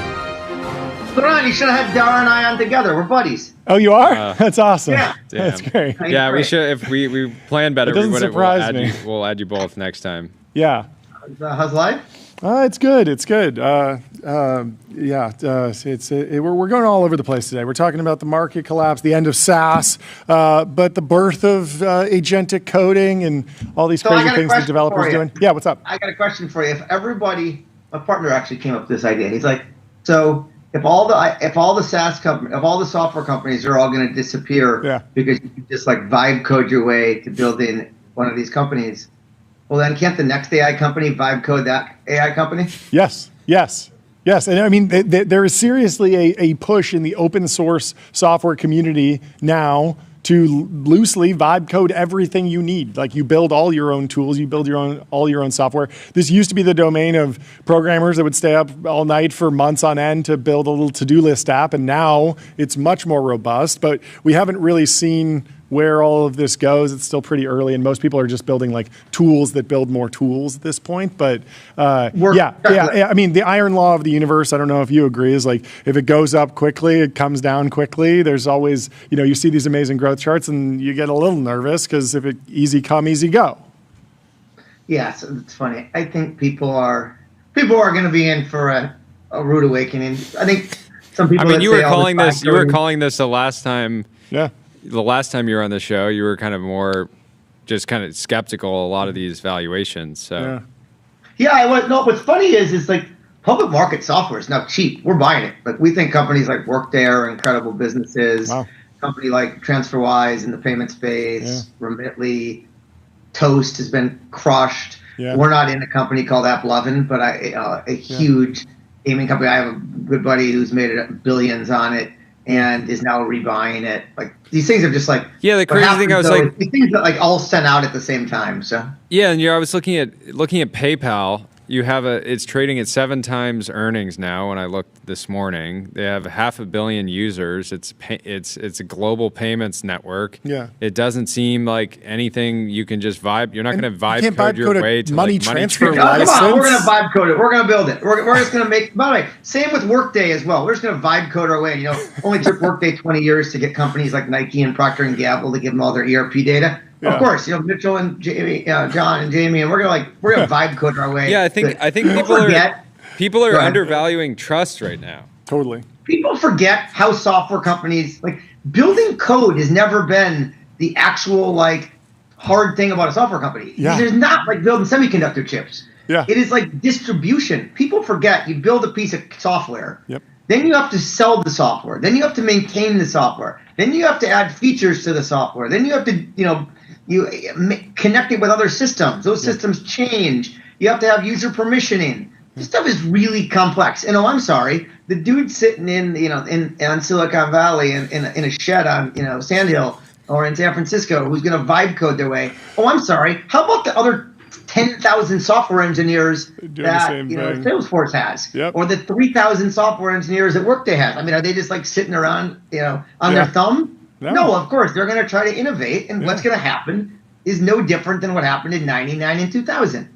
If you look at the top 50 sellers on the internet today of like the largest e-commerce companies, like yes, Amazon is one, but Walmart, Home Depot, they made it through. Macy's. Yeah, it's a good huge e-commerce businesses. Like one way you can really quickly, you can actually test the thesis empirically by looking at R&D spend of tech companies and how much they actually spend of the money they raise before they IPO on software development specifically, and it's shockingly low, way lower than you'd think. You feel like software company goes public. You literally ask all these like pod shops and all these hedge fund guys.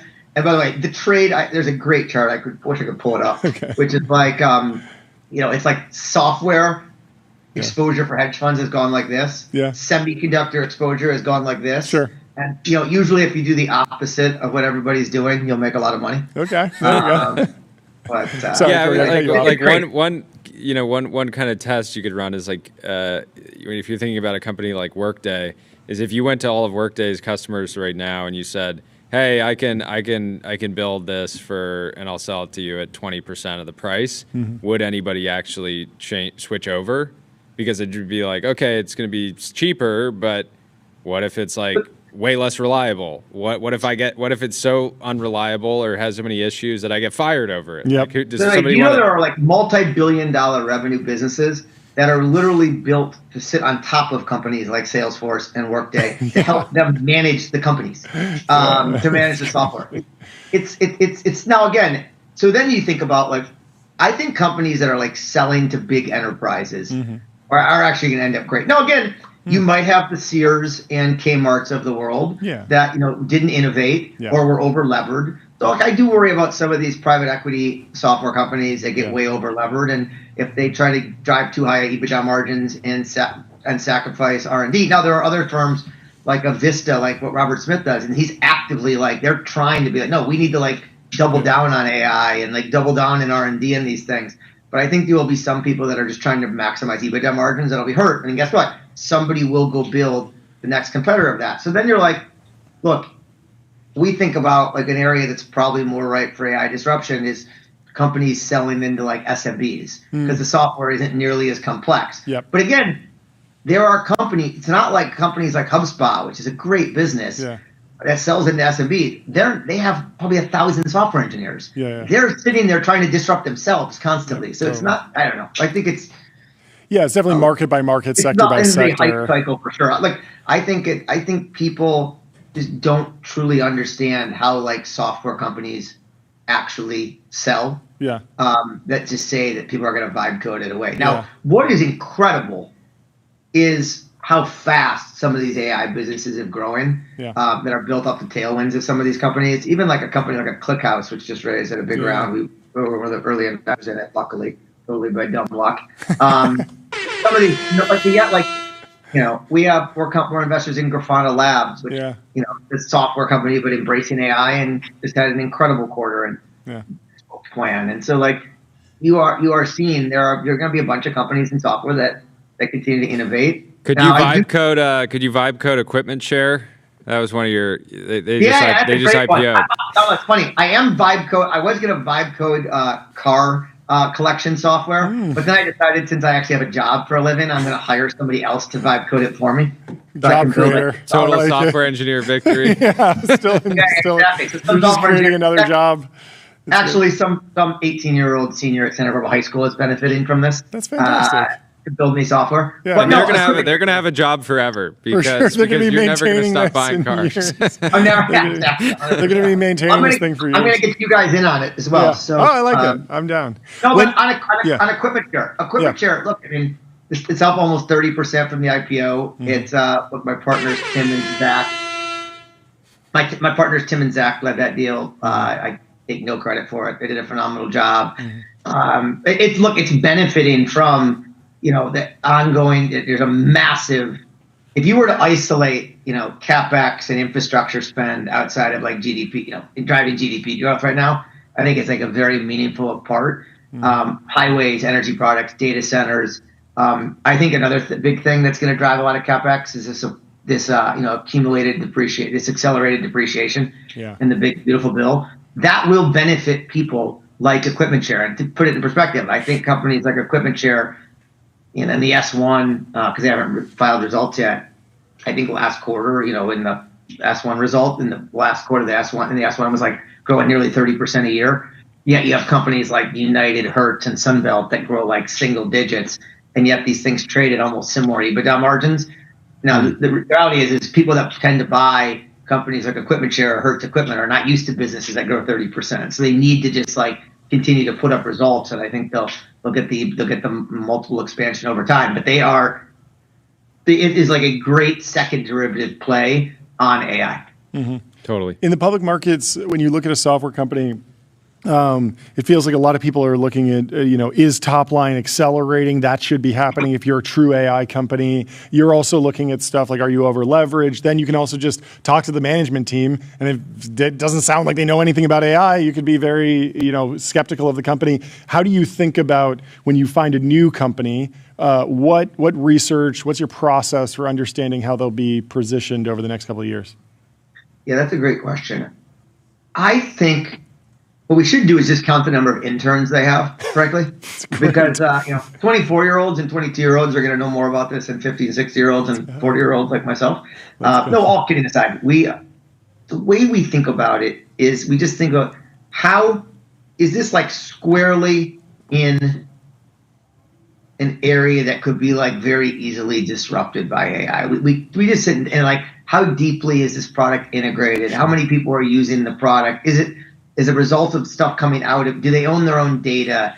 I think we think about how complex the product is to build. Like we talked to a company that's growing like a rocket ship, and that makes like software to help like voices in call centers. And for us, and it's growing like a rocket ship, but we're just like, but they sell into call centers. Could the call center software companies just build this themselves? And then it's like a function of, okay, well, what valuation then do they want? And then you dig in deep, and it's like, and I'm not saying this one way or another. We have, do they have like one or two customers that are 30-40% of sales? Concentration. Like, we were looking at a company recently where like 40% of their sales is to a company that, we're pretty skeptical on whether it should exist in 10 years. Yeah. And it's like, 30-40% of their sales. Yeah, that makes sense. It's kind of like a dying gasp from that bigger company, and they're sort of sneaking the money out the back through this new startup. Talk about the IPO window. Feels like it's been open. There's a lot of rumors about the big companies, SpaceX, OpenAI, Anthropic. But what does it mean? I mean, you saw in Equipment Share. Like, what's your take on the IPO market and where it might evolve over the next year? Good companies can go public at any time. Okay. Except Equipment Share was up 30%. Yeah. Like, boy, it was a good deal. Yeah. I think what's going to be very interesting about some of these giant, Equipment Share was like $1 billion deal. Yeah. It's not sucking liquidity out of the markets like, we're going out and raising $200 billion. Yeah, a lot of people seem super confident that the market will fully support a SpaceX, Anthropic, and OpenAI. David Goggins market. We shall see. By the way, the money has to come from somewhere. Yeah. So you have to say, is it going to come out of cash? Is it going to come out of treasuries? Is it going to come out of Google, Amazon, Facebook, Microsoft? Yeah. Probably. The reality is a company like a SpaceX or an OpenAI or an Anthropic or a Stripe, or let's use like ByteDance. So ByteDance trades has massive amounts of earnings. The negative is it's China, right? Yeah. But the positive there is it has massive amount of earnings, and you can get to a giant number like valued like SpaceX of a fundamental earnings number. Yeah. So you're like, where is $150 billion going to come from?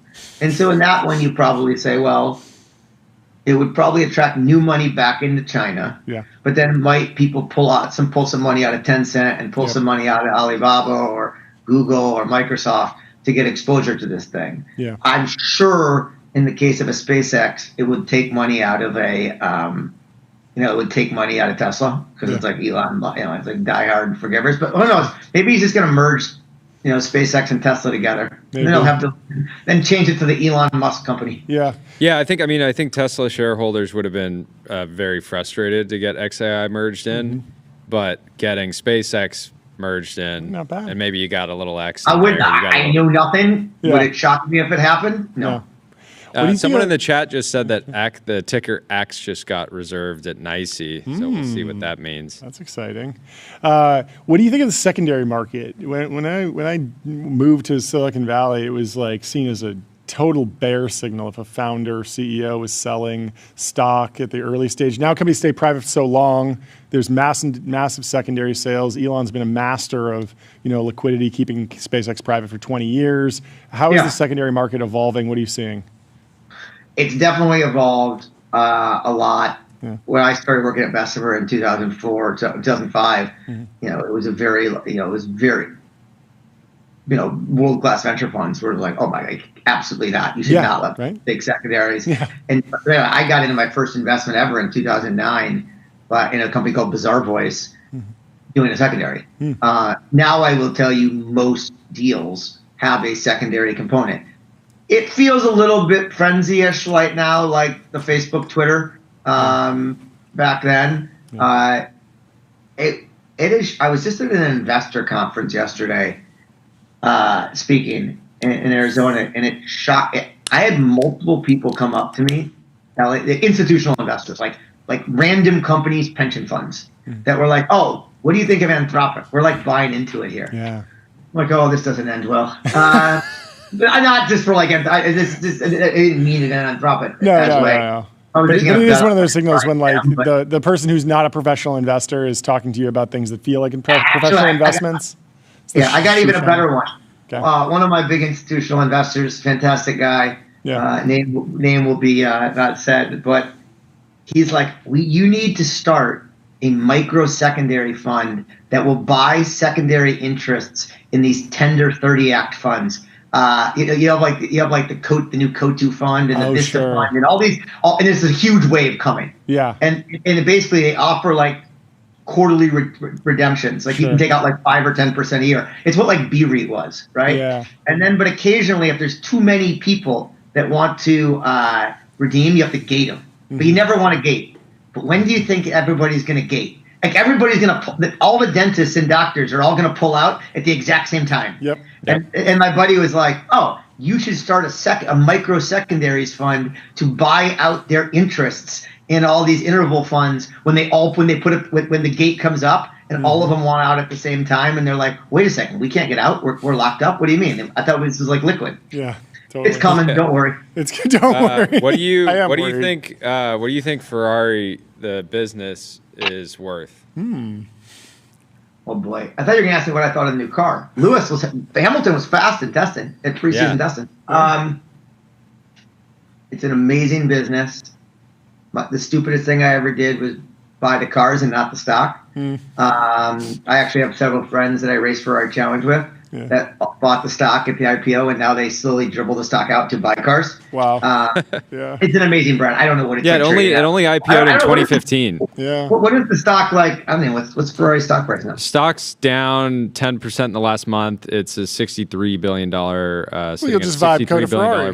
Build me a Ferrari factory. The nice thing is you can't be it's the stock. You can vibe code. But it's up 500% since the IPO. Pretty so, good. Right when you got into cars, you should have been getting into I should have just bought the stock. Exactly. Yeah. What advice would you give to someone just getting into venture, private equity, raising a fund, looking at opportunities? We're seeing this like K-shape right now with the mega funds scaling up. feels harder than ever to start sort of a mid-sized fund. What are you seeing that's interesting that new managers are doing? That's a great question. I'm going to steal a line from Jeremy Levine, who's a senior partner at Bessemer Venture Partners and probably one of the best venture capitalists over the last 25 years. If you guys could ever get him on, he's incredible. Yeah. Like an amazing investor. Was like that very early investor in Pinterest and LinkedIn and Yelp and like Shopify that with Alex Ferrara, like the total stud. When he said to me, I would always complain about what they were paying me at the time. And he's like, but Mitchell, you're learning a lot. And so the most important thing is actually to go find, if you're trying to get into this industry, and I think there's too many people that are young starting funds and they're going to actually or entrepreneurs that have actually never really professionally invested. I would actually tell you, you're better off going to find the apprenticeship and literally go find an amazing venture capitalist or venture capital firm that you can go work for. Convince Sequoia or Benchmark or Mike Maples or Josh Koppelman at First Round, like guys that have been doing this, gals that have been doing this, Teresa Gao, who have been doing this for a long time, and go shadow them for 2 years. That's how you're going to really. That is honestly the best. Or advice. 10. Or 10. Yeah. Like so many.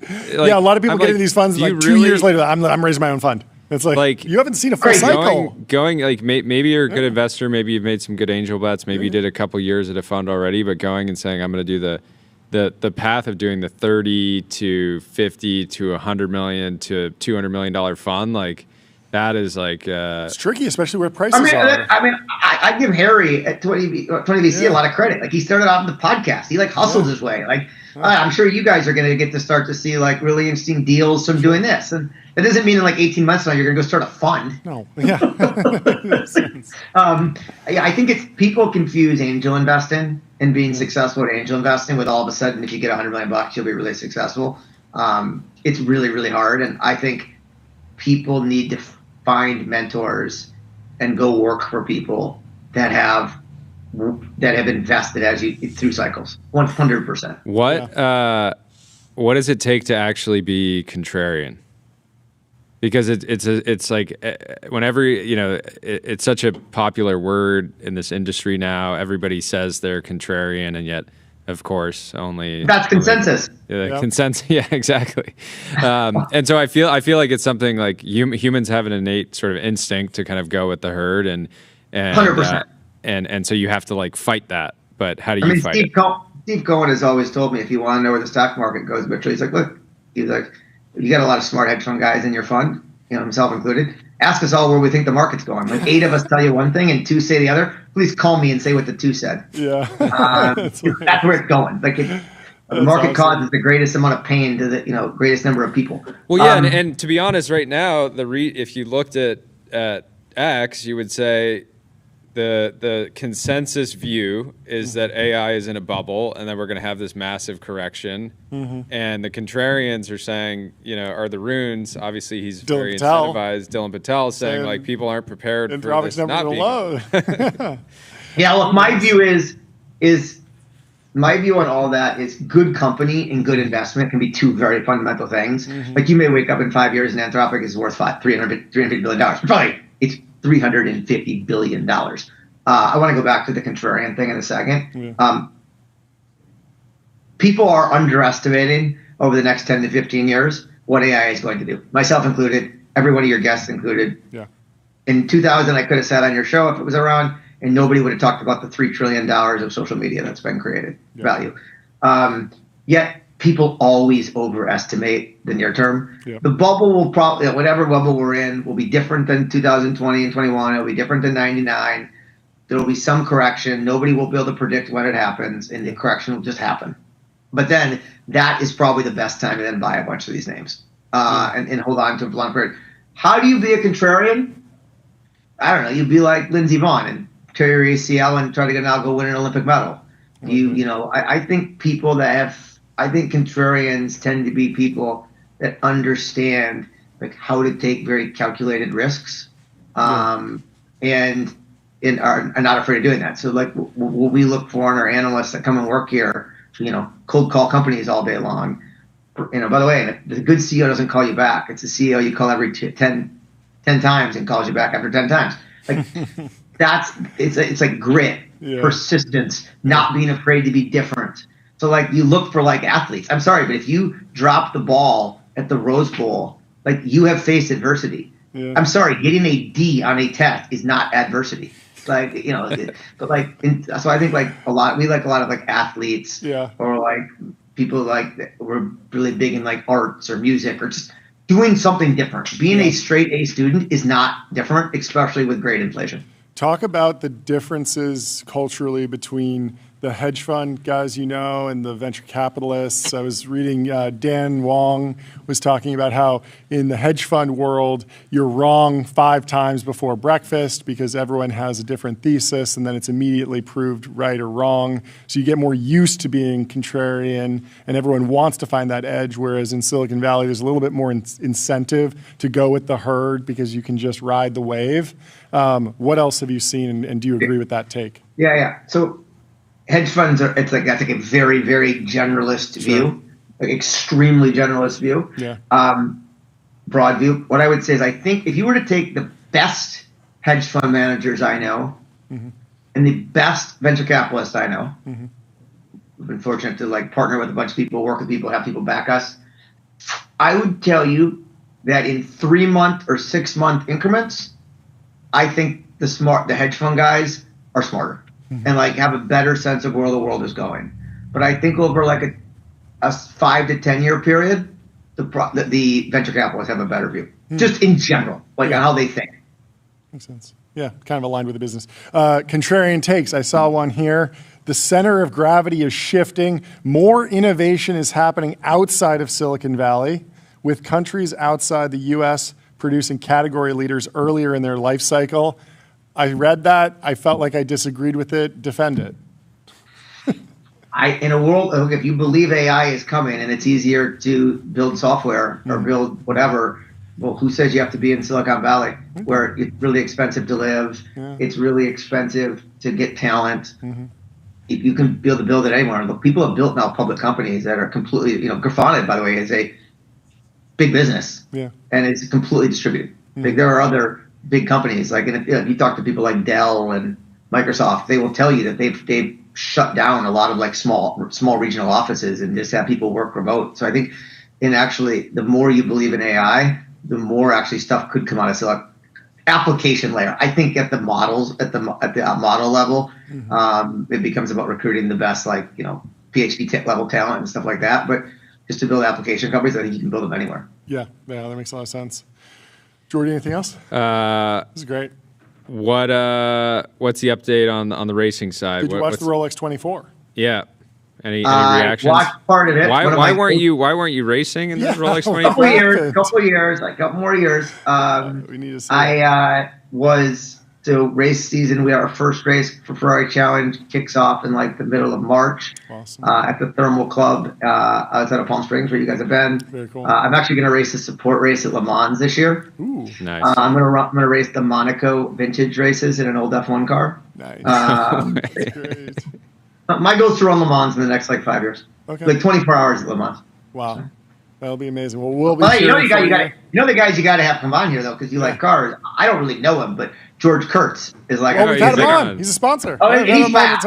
He's very good. Yeah. No, his race at Daytona was insane. I mean, from getting taken out in the opening corner to getting the win.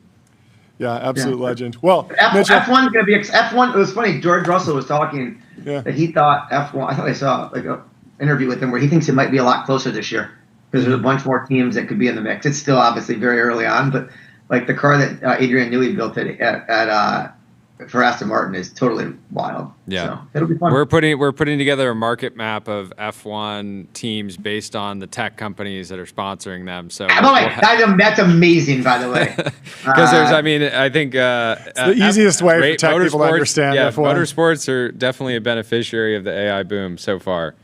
You guys got to come to an F1 race. We're excited.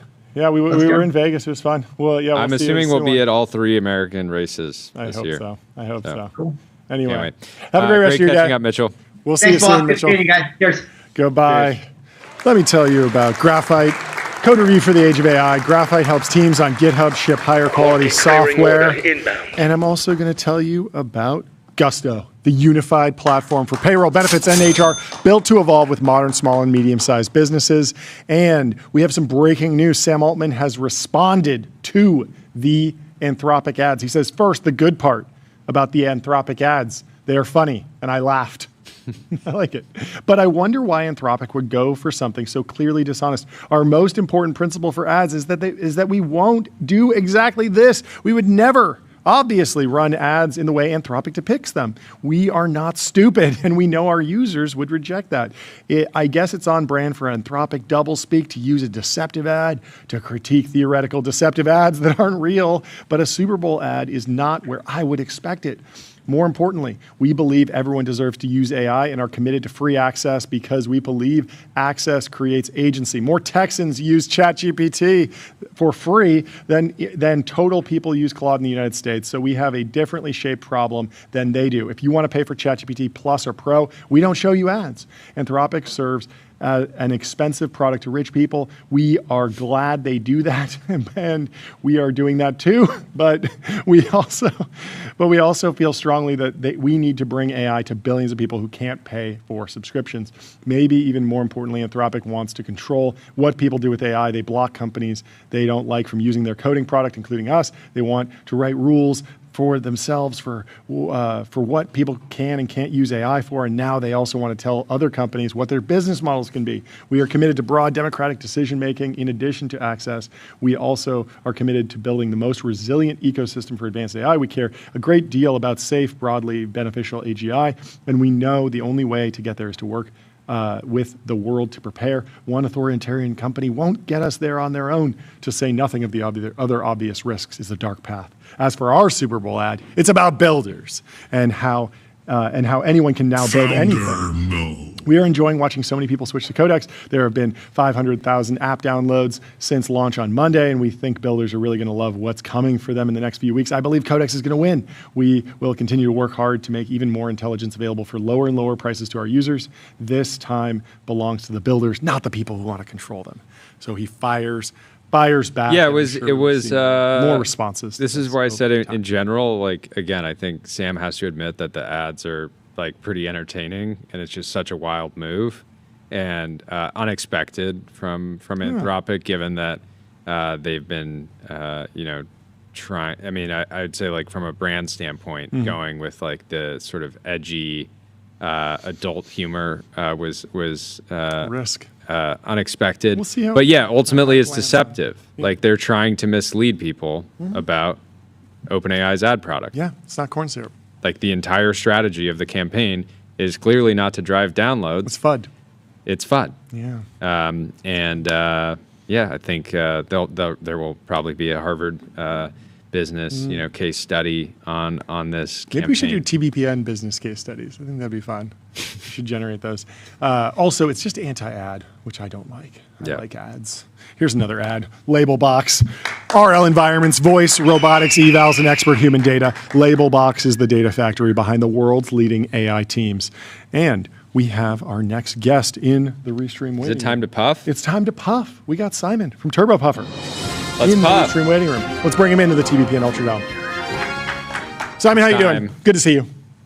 Good to see you guys. Hey, John. Hey, Jordy. It's time to puff. It's time to puff. What's new in your world? Were you thinking about doing an over-the-top attack ad on a competitor, or are you locked in, focused for this Super Bowl? What's the strategy? How is the business growing?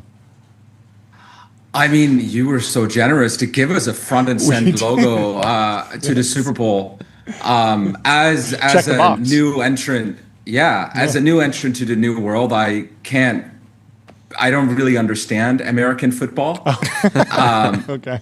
But it seems right up your alley, because when I think of it from first principles, it seems like a sport that has been designed to show ads. Yes. Which I think that is a great American invention. So I have to respect that. It's beautiful. It's very beautiful. Yeah. Okay. How has the agentic coding boom been processed to you? What's the effect? Are you seeing any slowdown? There's been hype waves and sell-offs and all sorts of turmoil. Has the recent sort of reacceleration taken you by surprise? Did it hit you like a flashbang? Whatever is going on right now is hitting us like something. That's good. What is going on? Break it down for us. You've been waiting to use this effect all day. Yes, all day, and the chat demanded it. Anyway, Bobby says billions must puff. Yes, we need a puff one. We need a puff one, like a pufferfish that's sort of just like, you know, when you want me to get off camera, you get a pufferfish that starts counting down. Well, we have a smoke grenade. We have a smoke grenade that kind of issues puffs of smoke, but maybe they need logos all over them. That would be good. I mean, look, the world's puffing. Yes. I think you asked about coding. I think coding was the first vertical that really started puffing really hard. Mm-hmm. And I mean, in general, the way that we look at the world is that we can certainly take all of the knowledge in the world and we can distill it into a few terabytes of weights. Mm-hmm. And those terabytes of weights are extremely useful at reasoning over data. Mm-hmm. But in some way, they have to reason with the data. And to reason with the data, you need a search engine, right, that has all the canonical data and is that tool to search through the data. Yeah. And I mean, that's what Cursor and Cognition and other coding tools are doing with Turbopuffer, is to search through the code. And so I think we're seeing that in other verticals now. We see it in legal, right? And we see every vertical sort of starts by just pushing a bunch of things into context. Mm-hmm. But then really what they want is to allow the agent to search by itself. And that's where Turbopuffer comes in as the search engine that can index petabytes and petabytes of data to allow these agents to search. Yeah, we were talking about ads. Do you have a burgeoning ads business, or not ads in Turbopuffer, but powering ad tech systems? Because I can imagine a lot of new platforms, they have a lot of content, they have a lot of ads, they need to match those, and so your system should be valuable there. Is that a stretch, or is that a good application? I think most of the ad businesses already have extremely sophisticated systems for this. I'm thinking new ad businesses, but yeah. Yeah, no, we haven't seen that vertical really come alive for us yet. Yeah. I imagine it becomes important. And what about other sort of applications or sectors that are growing in terms of this technology, adopting this technology, puffing broadly? Something that we're seeing puffing pretty hard right now is that people want to basically build their own Google. They want to take the entire web and make it searchable and allow the agents to reason over either literally the entire public internet or data sizes that are internal data that's of that kind of volume, right? Hundreds of billions of documents.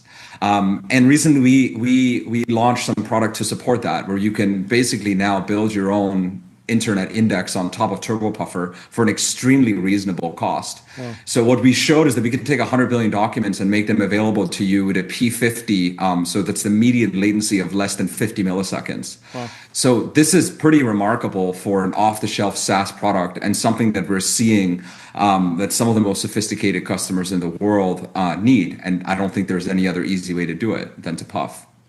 Yeah, we talked a little bit last time on just compute bottlenecks, AI bottlenecks, anything that's keeping you up at night in terms of data center build-outs, semiconductor build-outs, even if it's not directly related to your business. Is there anything that you see that could potentially put a damper on the growth of the booming AI industry? I mean, I think everyone is struggling to get compute when you get enough scale. Yeah. And I mean it's good news in CPU land. Mm-hmm. I'm not contending for the GPUs yet, but we are starting to see. I mean, you have to do that at any scale, right? Mm-hmm. You have to start requesting from the cloud providers, hey, I want hundreds and hundreds of this machine in this particular region for these customers. Mm-hmm. So I think that's something that everyone's facing. Obviously, we're watching the DRAM prices and things like that, like everyone else. Yeah. But hopefully that comes down. Yeah. Are there any kind of like you have an interesting view into the usage of pretty much every popular AI product. Obviously, you can't talk about individual the sort of usage of any individual product, but is there any sort of narrative violations that you're seeing broadly every single day, depending on new products getting announced? People are saying, it's over for this company, it's over for that company, or I just churned from this product. But overall, what are you seeing? I think, I mean, what we see is that the companies that are building the most exciting product are trying to operationalize very, very large amounts of data, and that's difficult to copy. And so, I mean, we have some survivorship bias in the businesses that we see, but they come to us because they want to connect more data to AI than anyone else. I would say, yeah, if you're a thin layer and you're not trying to vacuum up a lot of data, then it starts to get really difficult. So I mean, I do see, as with how powerful the models are now, you have to be investing in some pretty deep tech to make it. Yeah. Yeah. Are you doing anything on this on the front of like making Turbopuffer intelligible to agents? So if someone goes to a vibe coding app or a CLI tool and they just say, solve this problem for me, the agent pulls Turbopuffer off the shelf? I mean, we try as much as we can to make the docs very easy to read. Yeah. I think it's not completely clear how the LLMs make the decision of what the best database is, but I think that we're trying to do what we can to make sure that the LLMs like Puffin as well. Yeah. We have made API decisions around what it would be easier for the LLMs to guess. Yeah.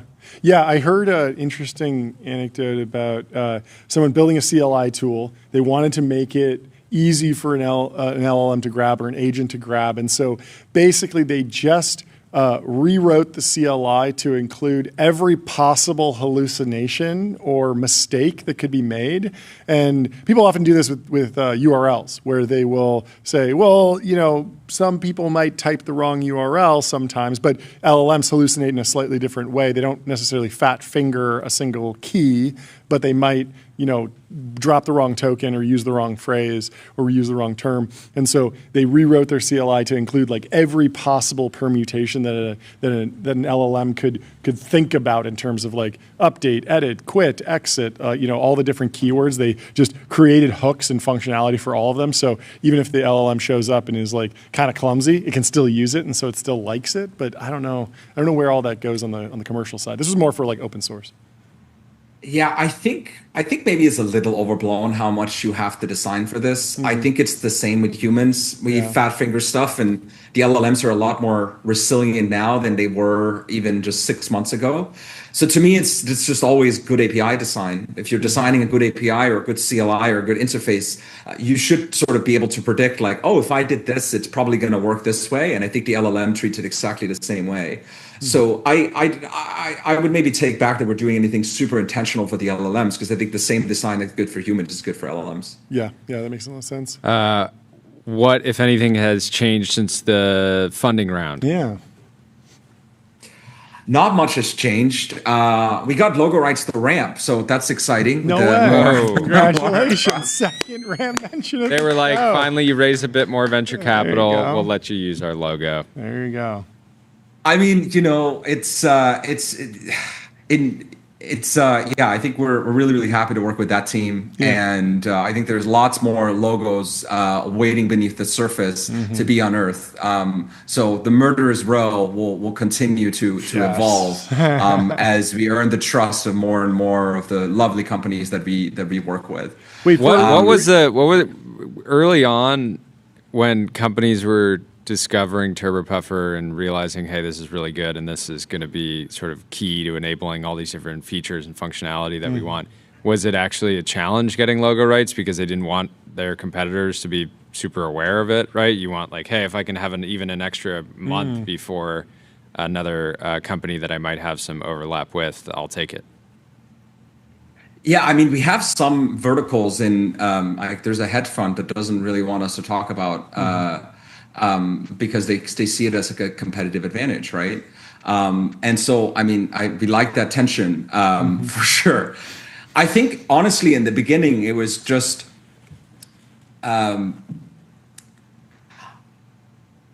I'm sure that some of the companies that bet on us early were like, okay, this is like 3 or 4 people in Canada, and we're betting our whole business and search on them being able to make it. And I've certainly heard from one of our early customers that kept them awake at night. Mm-hmm. Now the company is 10 times that size, right, and of a different caliber, and we owe them everything to have bet on us that early on. But it was certainly a challenge in the beginning, not just because they saw it as a secret sauce, but also because they were afraid of what their customers would think, right? Hey, here's this like little like dinky company in the woods of Canada. Like, what do they know about writing search engines? I think they were concerned what their customers thought. And we've just tried to do everything that we can by keeping our uptime as good as possible and walking everything carefully and building good software to earn that trust. But I think every startup that gets logos, I think the founders have to really fight for it. And they have to build the relationships to make sure that people trust they're going to use the logo in good hands, and they're not going to plaster it all over contexts that they wouldn't feel okay with. How are you guys approaching vendor selection today? When are you running the calculus of should we build this ourselves or pull something off the rack? We were just discussing this recently, where we've started our data stack now is just using like Claude Code or Cursor Agent in a repo and just giving as much information as possible what's going on.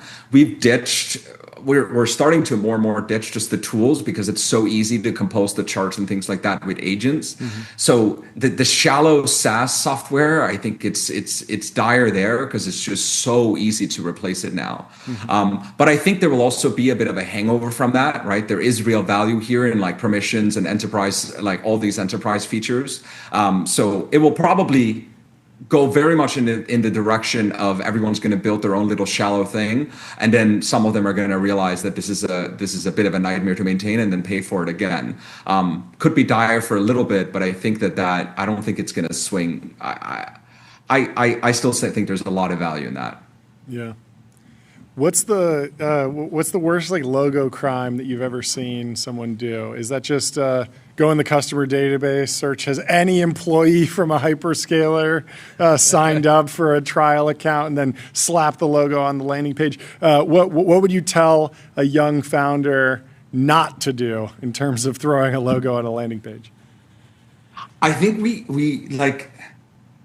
I think logo crimes is actually great diction. I think we see this a lot where you see like just you go on a page and it's like Microsoft, right? Yeah. And it's all these, it's like, okay, like we were talking about this internally because, so for example, there's one small team inside of Vercel that uses Turbopuffer. Yeah. And I think a lot of companies might then just put the Vercel logo on the website and say Vercel's puffin. Yeah. But I don't think that's fair, right? It's an auxiliary use case. It's one person who's using it for go-to-market and doing a phenomenal job over there. And so what we're trying to do is like, okay, that logo might not make it to the front page because that would not be an honest association. And then on the use case page, we're going to be having to tag this as core and auxiliary. Sure. And then under auxiliary, right, it will say, okay, it's this particular team at this enterprise that's using it. Just to be completely honest about it. And I think I think just sending a note to the teams that you work with of like, hey, is this a cool place to use your logo? Yeah, just you have to be very respectful about it. Yeah, just ask for permission. But you can't speed run it. It takes time. The chat's saying Vercel's puffin. Breaking news. Put up a TBPN trading card. We got the scoop here. Yeah, we love Guillermo. A case study. Yeah. Case study will come out, but as I said, it's an auxiliary use case. Yeah. But that's still cool. And we love the trust. But it's not like V0 is puffin or something like that. No. That makes a ton of sense. Well, thank you so much for hopping by. We'll talk to you soon. Yeah. And have a great rest of your day. While we were live, Google reported earnings. Oh, yeah. What happened? Revenue grew 18%, search 17%. Gemini has 750 monthly users, and the stock is absolutely nuking. So, just don't look at your portfolio. Stay in Slack. It's just barely over a $4 trillion company, though. That's so rough. When are you coming to California next? After hours. Or Southern California, I should say. I'm going to California next week. All right. But when are you coming up to Canada? I keep like every time we talk about this, and then you guys are like, "Oh, it's so cold. The whole country. I just feel like the whole country is un-American, from my perspective. It's just I a mean, little un-American. have you met American Simon? I'm right here. Okay. I'm ready for you. Okay, you got me. Well, we would love to go fishing. Yeah. We need to do a weekend trip. It's too hard to bring the show. Honestly, but we're down. family trip. Yeah, that'd be great. Let's do it. Realistically, it's great for kids. Bringing everybody. Awesome. You dump them in the lake and you have a great time. It sounds risky with some 1-year-olds, but we'll give it a try. Anyway, thank you so much for stopping by. Great to see you, Simon. We'll talk to you soon. Great update. Goodbye. Let me tell you about Phantom Cash. Fund your wallet without exchanges or middlemen and spend with the Phantom card. Chat says we need red suits. Red suits. Yeah, we were talking about that today because we've been wearing the white suits a lot, and now it's time for the red suits. We're going to have to call the tailor Geiger Capital says Alphabet sees 2026 CapEx 175 to 185 billion versus 115 billion expected. We go for the past decade, Mag 7 were free cash flow monsters who poured money into buybacks to support their stock prices. Yeah. That era is over. Well, let me tell you about Vibe.co, where D2C brands, B2B startups, and AI companies advertise on streaming TV. Pick channels, target audiences, and measure sales, just like on Meta. Pavel says SaaS is dead, is probably oversold, and sleepy companies get wrecked in technology shifts, is probably undersold. I think that's a good take. There's a lot of people talking about the SaaSpocalpyse. Patrick O'Shaughnessy shared a clip from Gavin Baker on Invest Like the Best, saying why it's a mistake for SaaS companies to resist AI because it has a lower margin structure. We can pull this video up. When there's a transformative new technology customers are demanding, it's always a mistake not to embrace it. Let's play this clip. I want to see what he says. Application SaaS companies are making the exact same mistake that brick and mortar retailers did with e-commerce. So brick and mortar retailers, they looked at Amazon and they said, oh, it's losing money. You know, e-commerce is going to be a low margin business. And so they did not invest in e-commerce. They clearly saw customer demand for it, but they did not like the margin structure of e-commerce. That is the fundamental reason that essentially every brick and mortar retailer was really slow to invest in e-commerce. And now here we are, and Amazon has higher margins. So margins can change. And if there's a fundamental, transformative kind of new technology that customers are demanding, it's always a mistake not to embrace it. And that's exactly what the SaaS companies are doing.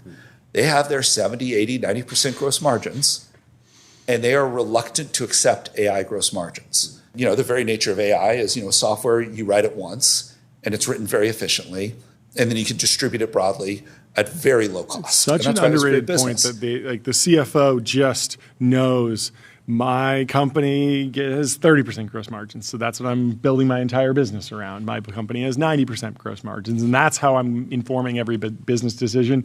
When the whole structure that you've built the foundation of your business on changes, that can be a little tricky. Quickly, yesterday we went to the Cisco AI Summit. I'm sure you saw it. Let me tell you about Cisco. Critical infrastructure for the AI era. We had a lot of fun talking to the team at Cisco. They were very hospitable. I had a great time. Absolutely enjoyed talking to everyone. And we had a really wide-ranging conversation with Dylan Patel at the end. That's in the RSS feed. If you didn't get a chance to listen to the full thing, we go all over the place. Space data centers, what Google's doing, what Apple's doing, what Microsoft is doing. We went everywhere. It was really, really great. Anyway, we can go through some more of the timeline. What is this? OMG Cap says he died doing what he loved, aggressively buying the dip on SaaS like a guy averaging down on Blockbuster Video in 2010. I'm averaging in. Averaging down to zero. That is not good. There are a whole bunch of different takes on the SaaSpocalpyse. Pierre Richelson has one. Why would I pay for SaaS if I can prompt the software and run it myself? My brother in Christ, have you heard of open source businesses? The last thing people want to do is be in charge of development and maintenance of software.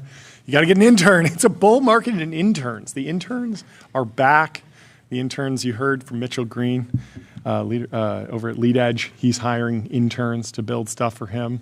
It's a bull market interns. Everybody wants to be the one-person billion-dollar company. Yes. No one wants to be the billion intern company of America. Yeah, that's the business. I hadn't actually heard that about Cloudflare, over 1,000 interns. That's crazy. I didn't even know that about Shopify. That's very cool. Cluely got mocked for having 50 interns. Maybe they were just early.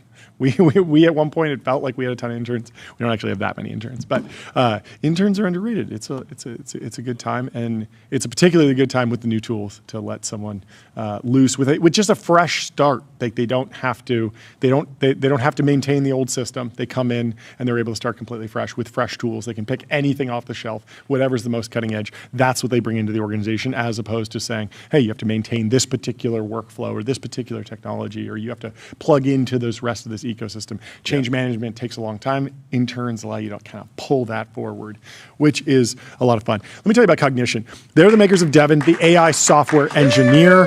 Crush your backlog with your personal AI engineering team. Unemployed Capital Allocator says, wait, I'm confused. Is it the software engineers that are obsolete, or software companies? Or is it the software users? Or the software users' employers? Take Kim says, all of the above? Yeah, Buko says, you're not confused. None of these things will exist in 5 years. Everything.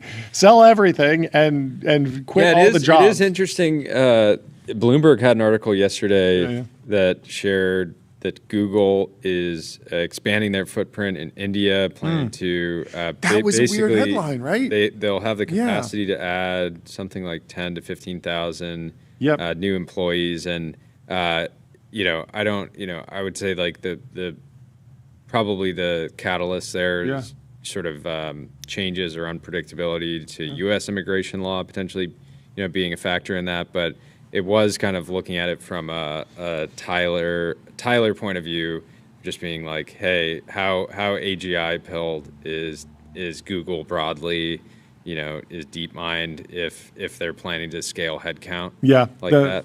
Yeah, the headline was from Bloomberg. It's millions of square feet. So that can accommodate somewhere between 10,000 and 30,000 employees per million square feet, according to Gemini here. The industry standard is 60 to 80 square feet per person. I wonder how we're doing here in the TBPN Ultradome. I feel like I have way more than 60 square feet to myself. Standard tech office is 100 square feet per person. TechnoChief says India is also going zero tax on data centers until 2047. Whoa. Well, what would the tax implications be of that? Property tax? You don't get, maybe no property tax, because you can't possibly not pay income tax on the revenue that's generated from a data center. That would be a crazy thing. But we will see. But our next guest is in the Restream waiting room. We have KJ from Lotus AI. Welcome to the stream. How are you doing? Good to see you. I'm doing great. Good to see you guys too. Thanks so much for hopping on. First time on the show. Please introduce yourself and the company. Yeah, my name is KJ Dhaliwal. I'm the CEO and co-founder of Lotus Health AI. Yeah. We are building an AI doctor powered by real doctors. What's the go-to-market? How much do you, who do you want to sell to? Like the hospital network, the individual doctors, even the individual consumer? Yeah, no, we're actually direct to consumer. Okay. So one of the big things that we believe in is going straight to the patient, because innovation in healthcare sort of has always lagged at the hospital systems or the insurance companies.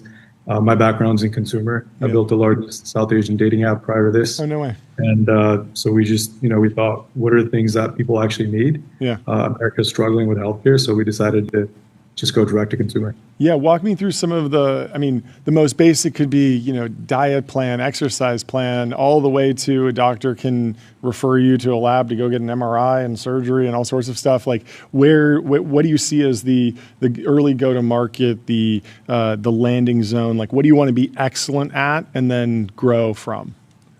Yeah, we're really focused on primary care today. So when you think about America today, 100 million people don't have primary care doctors. Wow. So that's sort of this huge sort of opportunity to really give people, basic care. So that means, sometimes you need a prescription, sometimes you need a referral, or even a lab order if you're going to go see a specialist like a cardiologist and you don't have a lab ready, that oftentimes that visit is a waste of time for the cardiologist and for the patient. Yeah. Right. So we can do a lot of that preliminary primary care virtually. Yeah. And it turns out 80% of all care in general is actually possible virtually within the primary care setting. How important is image processing? I got a mole. Like you look at this, like that's like a cloud, right? Or I got a scab and it's not healing, and is it infected? Is AI ready to handle that sort of use case? Yeah, definitely. So we're already seeing AI being implemented in obviously the imaging space and the MRI space. But what we're focused more on is really getting the information from the patient, distilling it and summarizing it for a clinician to look at and make the final call. Sure. So that's really where Lotus is able to give Americans free primary care, essentially, because we've brought the cost of care down by a factor of 10. Yeah. So you can upload images, you can chat with Lotus for hours. It will do the intake similar to how you would answer questions on that clipboard when you go see a doctor. Sure. And then the doctor can review all that quickly. And the big thing sort of that we did is we sort of created this, what we call the personal health record, which is the richest longitudinal record on a patient. So when you sign up, the first thing we do is we ingest all your health data. So that's from all the EHRs, every doctor you've ever seen, your wearables data, your insurance claims data. That allows us to build sort of the foundation of the patient. And then we can really unlock a lot of the sort of agentic workflows and the clinical workflows on top of that. That just make care delivery a lot more accurate at scale. Years ago, I remember this company ZocDoc was sort of like help you find a doctor nearby, almost like a Yelp for doctors. I don't remember what that business model was, but is there any overlap in or learnings from that type of business where maybe there's a referral fee to a specific doctor? Does that make any sense, or do you just want the customer to eventually pay, or ads? Like how do you see monetization evolving? Yeah, ZocDoc did, I think, something interesting, which they would basically have doctors pay some sort of affiliate fee to be listed on their platform. But actually getting paid for referrals in healthcare is a big no-no and kind of illegal. That's why doctors, shouldn't be paid actually for referrals, because then you can be incentivized to refer to a particular, part. And so what we really believe in is, in terms of, if you think about the largest tech companies in the world, they're consumer companies. And they make money through sponsored content. So we actually think if we focus on premium content within fitness and wellness, which is a multi-trillion-dollar sort of industry already, that's sort of how we'll be able to monetize. But really, what we're focused on today is bringing the cost of the care down. So Anthropic's attacking you. Like you're they were talking about OpenAI. They were talking about Lotus. Respond.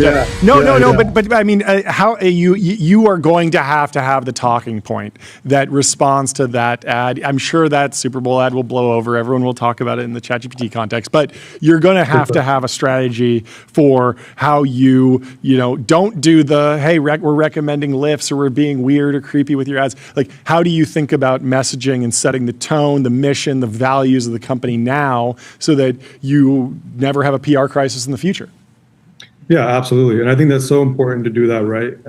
Trust and safety and privacy is very foundational to what we're building here at Lotus. And being, we want to not only stand for the patient, but also for the doctor, right? And so when you look at the industry today, doctors are burning out. Right, we don't have enough doctors, so we're really giving them the technology to supercharge their capabilities. And in terms of advertising, it'll be optional, and there'll be a premium subscription. If you don't want to see ads, you can sort of opt out.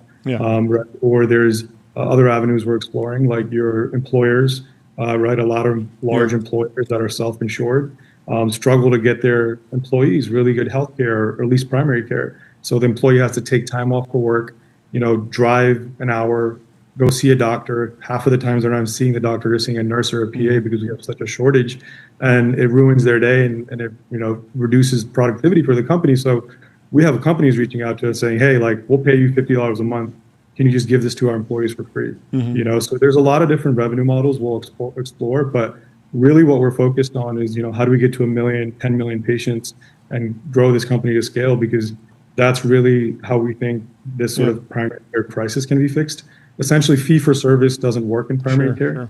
right? And even value-based care doesn't work because we don't have enough doctors. Yeah, how are you reacting to the major LLM providers potentially going into this category? A lot of them have already made announcements. Yeah. They've rolled out features. They have massive user bases. What's going to be the key differentiator that allows you to go the long haul? Yeah, no, we think that's actually net positive for the industry because, people are starting to trust AI with their health data. The one thing they can't do is they can't actually treat patients, right? So we can actually, because we have real licensed clinicians giving treatment, we can actually close that care loop, right? We can give you that prescription, order the lab, refer you to a specialist, give you a diagnosis. And in fact, one of our investors is an executive at OpenAI, and so we've been sort of following that sort of product that they've been building for a while. But I think it's net positive. I mean, I think there's healthcare is a $5 trillion market in terms of spend, and a lot of that is just waste, right? That can be sort of cut out and tax dollars. Do you think Lotus is really a threat to urgent cares, where let's say somebody has like a skin issue and they're used to the flow of like, I want immediate care, I want to get like if somebody gets, I don't know, like bad case of poison oak, and they need to get some treatment for it, they'll go to an urgent care, be able to get like a prescription or a steroid or something like that. Whereas with Lotus, you could just get, basically, as long as you have your phone, you could immediately like get treatment. Is Lotus threatening to those kind of businesses that rely on people just needing like convenience? Yeah, no, actually, it's the quite opposite, because what those urgent care centers today, and even emergency rooms at hospitals, their biggest problem is they're overwhelmed with patients coming in that don't need to come in for things that can be treated through telemedicine or telehealth, right? We actually refer you to urgent care because we obviously recognize, and our clinicians recognize, that there are obviously certain things that can't be treated virtually and need to be done in person. And that's where we refer you to inpatient or urgent care care, where the doctor needs to touch you or do a procedural thing. But it turns out, like I said earlier, 80 to 90% of care can be done virtually, and that's sort of the big bottleneck. So what ends up happening is all these patients end up going to urgent care or hospital ER rooms, and then the patients that actually need that care end up not getting it because these systems are overwhelmed today. Well, we are in the Lambda lightning round. You raised some money. Tell us what happened. What's the deal? Yeah, we just raised a total of $41 million in our seed and Series A.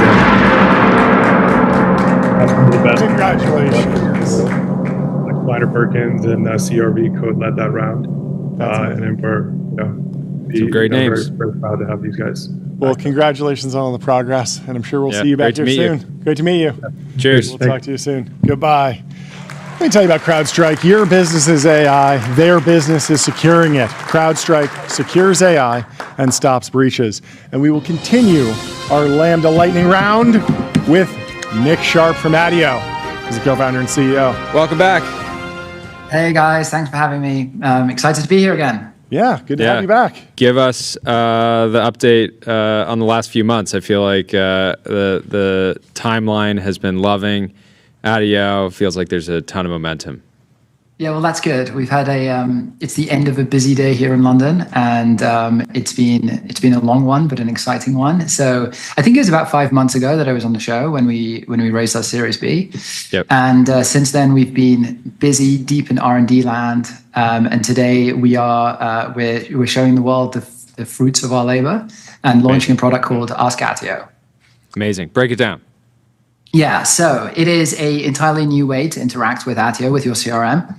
And it is a new conversational AI interface, which essentially does something which has been the holy grail for CRM for a really long time, which is making sense of all of the ton of data that you're generating all the time. So that's calls, that's emails, that's all of the interactions you're having with customers, product data, etc., and essentially makes it intelligible and allows you to take action on it. So good example might be I now run a workflow at the end of every day, which essentially goes through all customer calls, all customer emails, and just flags things that are important for me. Yeah. So that's like customer feedback or a place that you need to step in and have a conversation with a customer yourself, et cetera. Exactly. But imagine, we have like 30, 40 people in our customer-facing team now. So to do that previously, when we have hundreds, thousands of customer interactions a day, would be impossible. And so it's a very, very exciting step for us. What's been your reaction to? It feels like even this year, a lot of people have been saying AGI is here, and yet there's a bunch of net new CRM companies being formed. You guys have the benefit of having been around long enough to have a very strong foundation, yet not necessarily be fully kind of cemented in your ways, and still a lot of functionality. And so it feels like you were already an AI native CRM, and so it must be kind of funny to see other CRMs coming in that are trying to claim they're more AI native. Totally. And what's funny for us is that there seems to be a level of consensus now that something's going to happen in this market, which has not been the case, right? So the consensus seems to have been building more and more and more, and in the last few months, we've just seen we've seen things fully flip in the other way, where everyone now believes that these kind of incumbents are going to be disrupted. So we're excited by the excitement of everyone else and the kind of belief in the market. And we have the job now of making sure that we continue to be at the front of the pack, which is lots of short term. Just being very paranoid in the short term, very optimistic in the long term, and just kind of keep building, keep going. What are you paying attention to on the sort of sales agent side, just in general? This is, big opportunity for Attio, but I know you guys will want to integrate with a bunch of players as well. So far, we've been hearing, people are using a bunch of different agents on that front, but what are you seeing? Yeah, and the way that we think about this is, I think when the market when there's as much innovation and turmoil, etc., as we're seeing right now, you kind of want to see how things play out a bit. So we're taking some pretty big bets, but equally we're not building a closed platform, and we're letting we really want people to integrate with our platform, and we want our customers to go in whatever direction is right for them, and make sure that we can support that. So we took a huge bet on ecosystem and building a really strong SDK. We've kind of quietly put out an MCP server in beta. So mcp.attio.com/MCP. But we're basically CRM is always going to be the center of a GTM stack. And so as well as doing our own things in agentic workflows and that kind of stuff, we've also taken a huge bet on supporting all the other great companies that are doing stuff there as well. Mm-hmm. Awesome. What can we expect from you guys this year? Are you calling it now? This is the last thing you're going to ship for the year?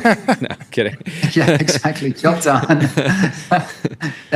For us, this is day 4 of FY27. So we're just at the beginning, and honestly, it's going to be a bit of an onslaught. We have a huge amount coming.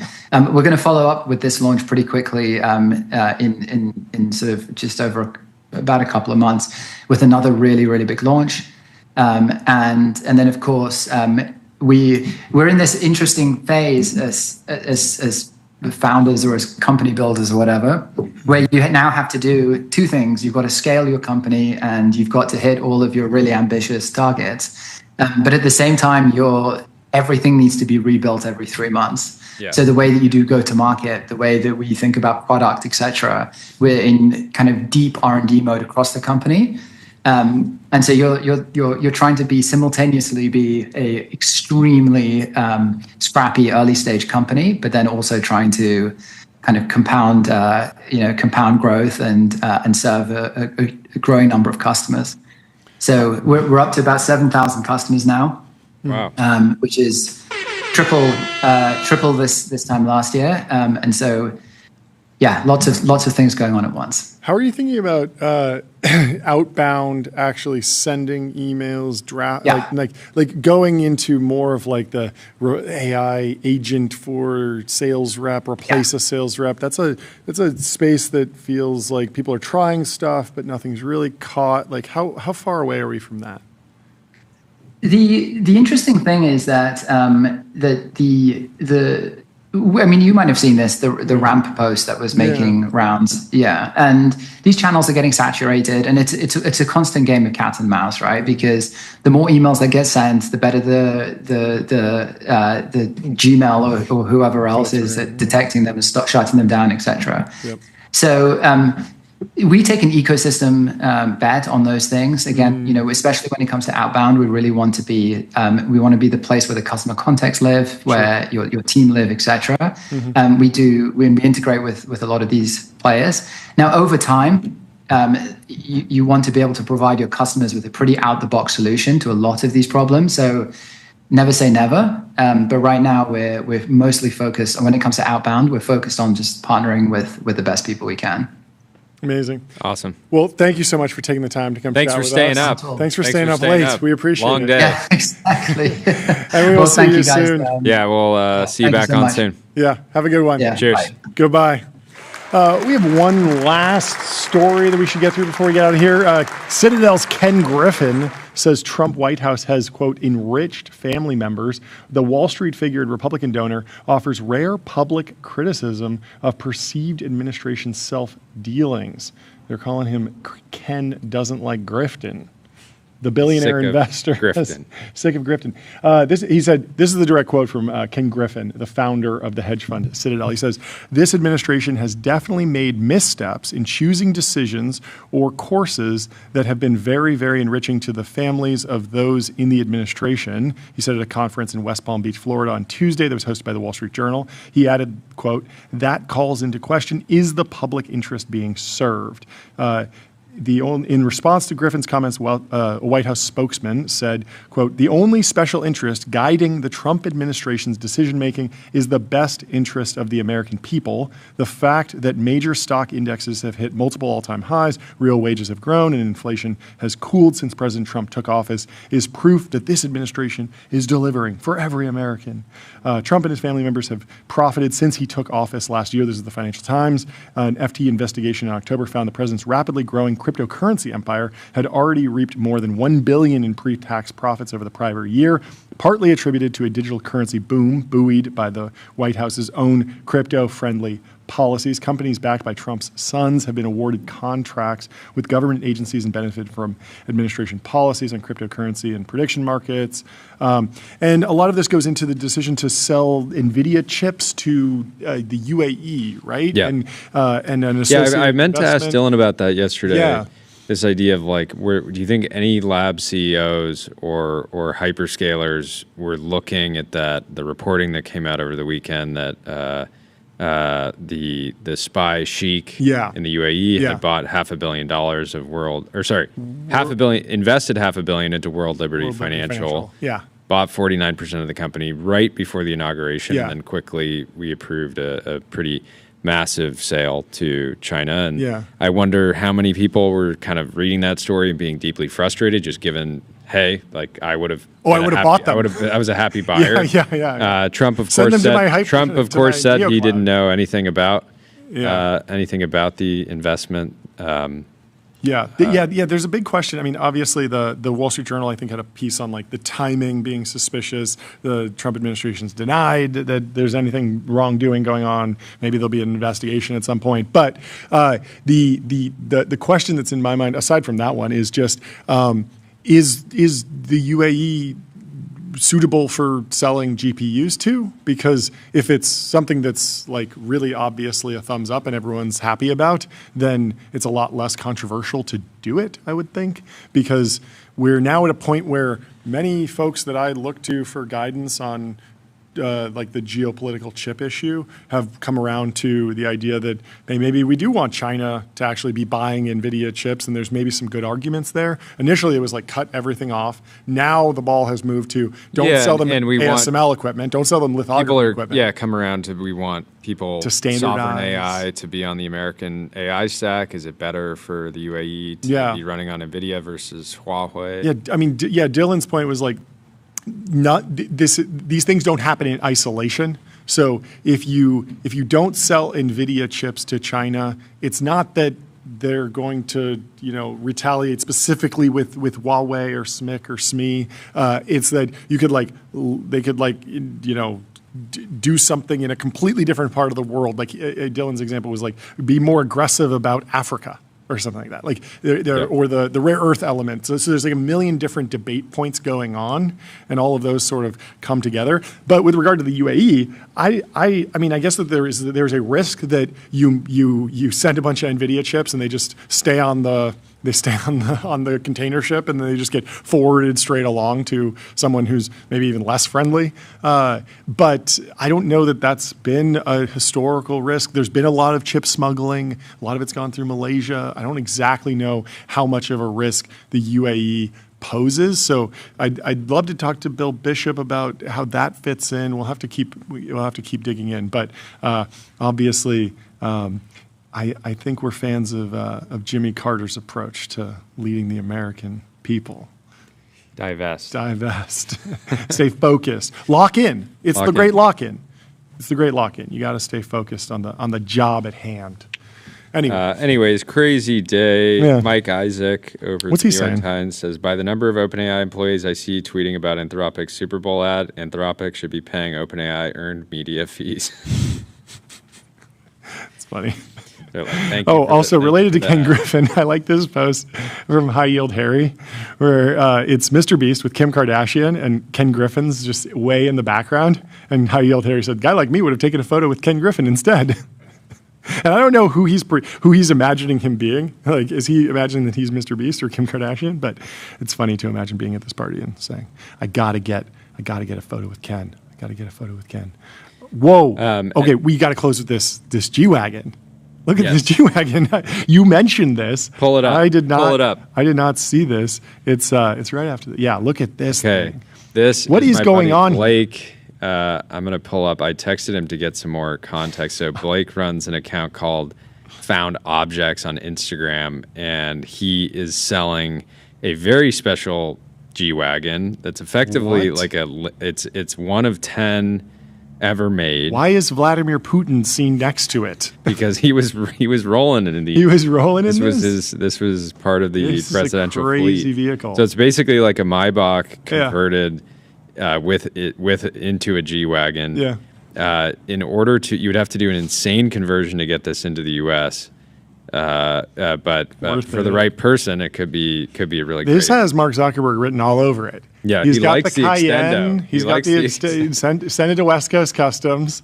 This extended G-Wagon is so go to the picture at the very end. Yeah, the picture at the very end goes incredibly hard. Just standing in front of it. It's like, why is he not getting into it or getting out of it? He's just like walking next to it. It's very, very confusing. This can be yours for the low price. So you know the person that's seen this. This is not AI. This is confirmed. This is real. Because there was an AI car caught on Bring a Trailer that caused a firestorm in the car auction community. The pictures were absolutely hilarious. You'd look in the car, and the car was generated, I guess, on cobblestones, and inside the car, the AI had hallucinated more cobblestones. So it looked like you had cobblestone floor mats, and you could. And you can imagine getting into it. So basically, before you pay, $225K for a brand new G-Wagon, first consider this 2010 G55 XXL. I think it's a fantastic example. And we'll end on a white pill. Yes, I guess we didn't need the red suits for Google today. Yeah. The stock has recovered. It's now up 1.5% after Let's go. hours. Let's hear it for Google earnings. Everyone likes They're investing in AI, and the market loves it. Logan also just tweeted they just crossed 10 billion tokens per minute on Gemini. Wow. And 750 million MAUs. I've seen enough. Give them a $100 trillion valuation. It's $100 trillion. They're 4% of the way there. They just need a 10x and then 10x again, and they'll do it. Well, I'm rooting for them. I'm rooting for the entire financial market. I'm rooting for all companies because I love business. We're rooting and technology. for you because we love you. We love you. And we'll be back tomorrow. We have a fantastic show planned. Leave us 5 stars. Plant the bomb. I'll tell them about where to leave us a review. Leave us a review on Spotify, podcast, 5 stars, please. Sign up for our newsletter, tbpn.com. Follow us on all the social media platforms. And go to Yahoo. Why not? Why not? This is the Yahoo team, the marketing team. They were like, we need a jingle. We need someone to go sing it. This guy gets in the booth and starts singing, and they're like, go harder. Yahoo! They're like, that's not hard enough. Goodbye. Nice work, brothers. I'll see you on the next one.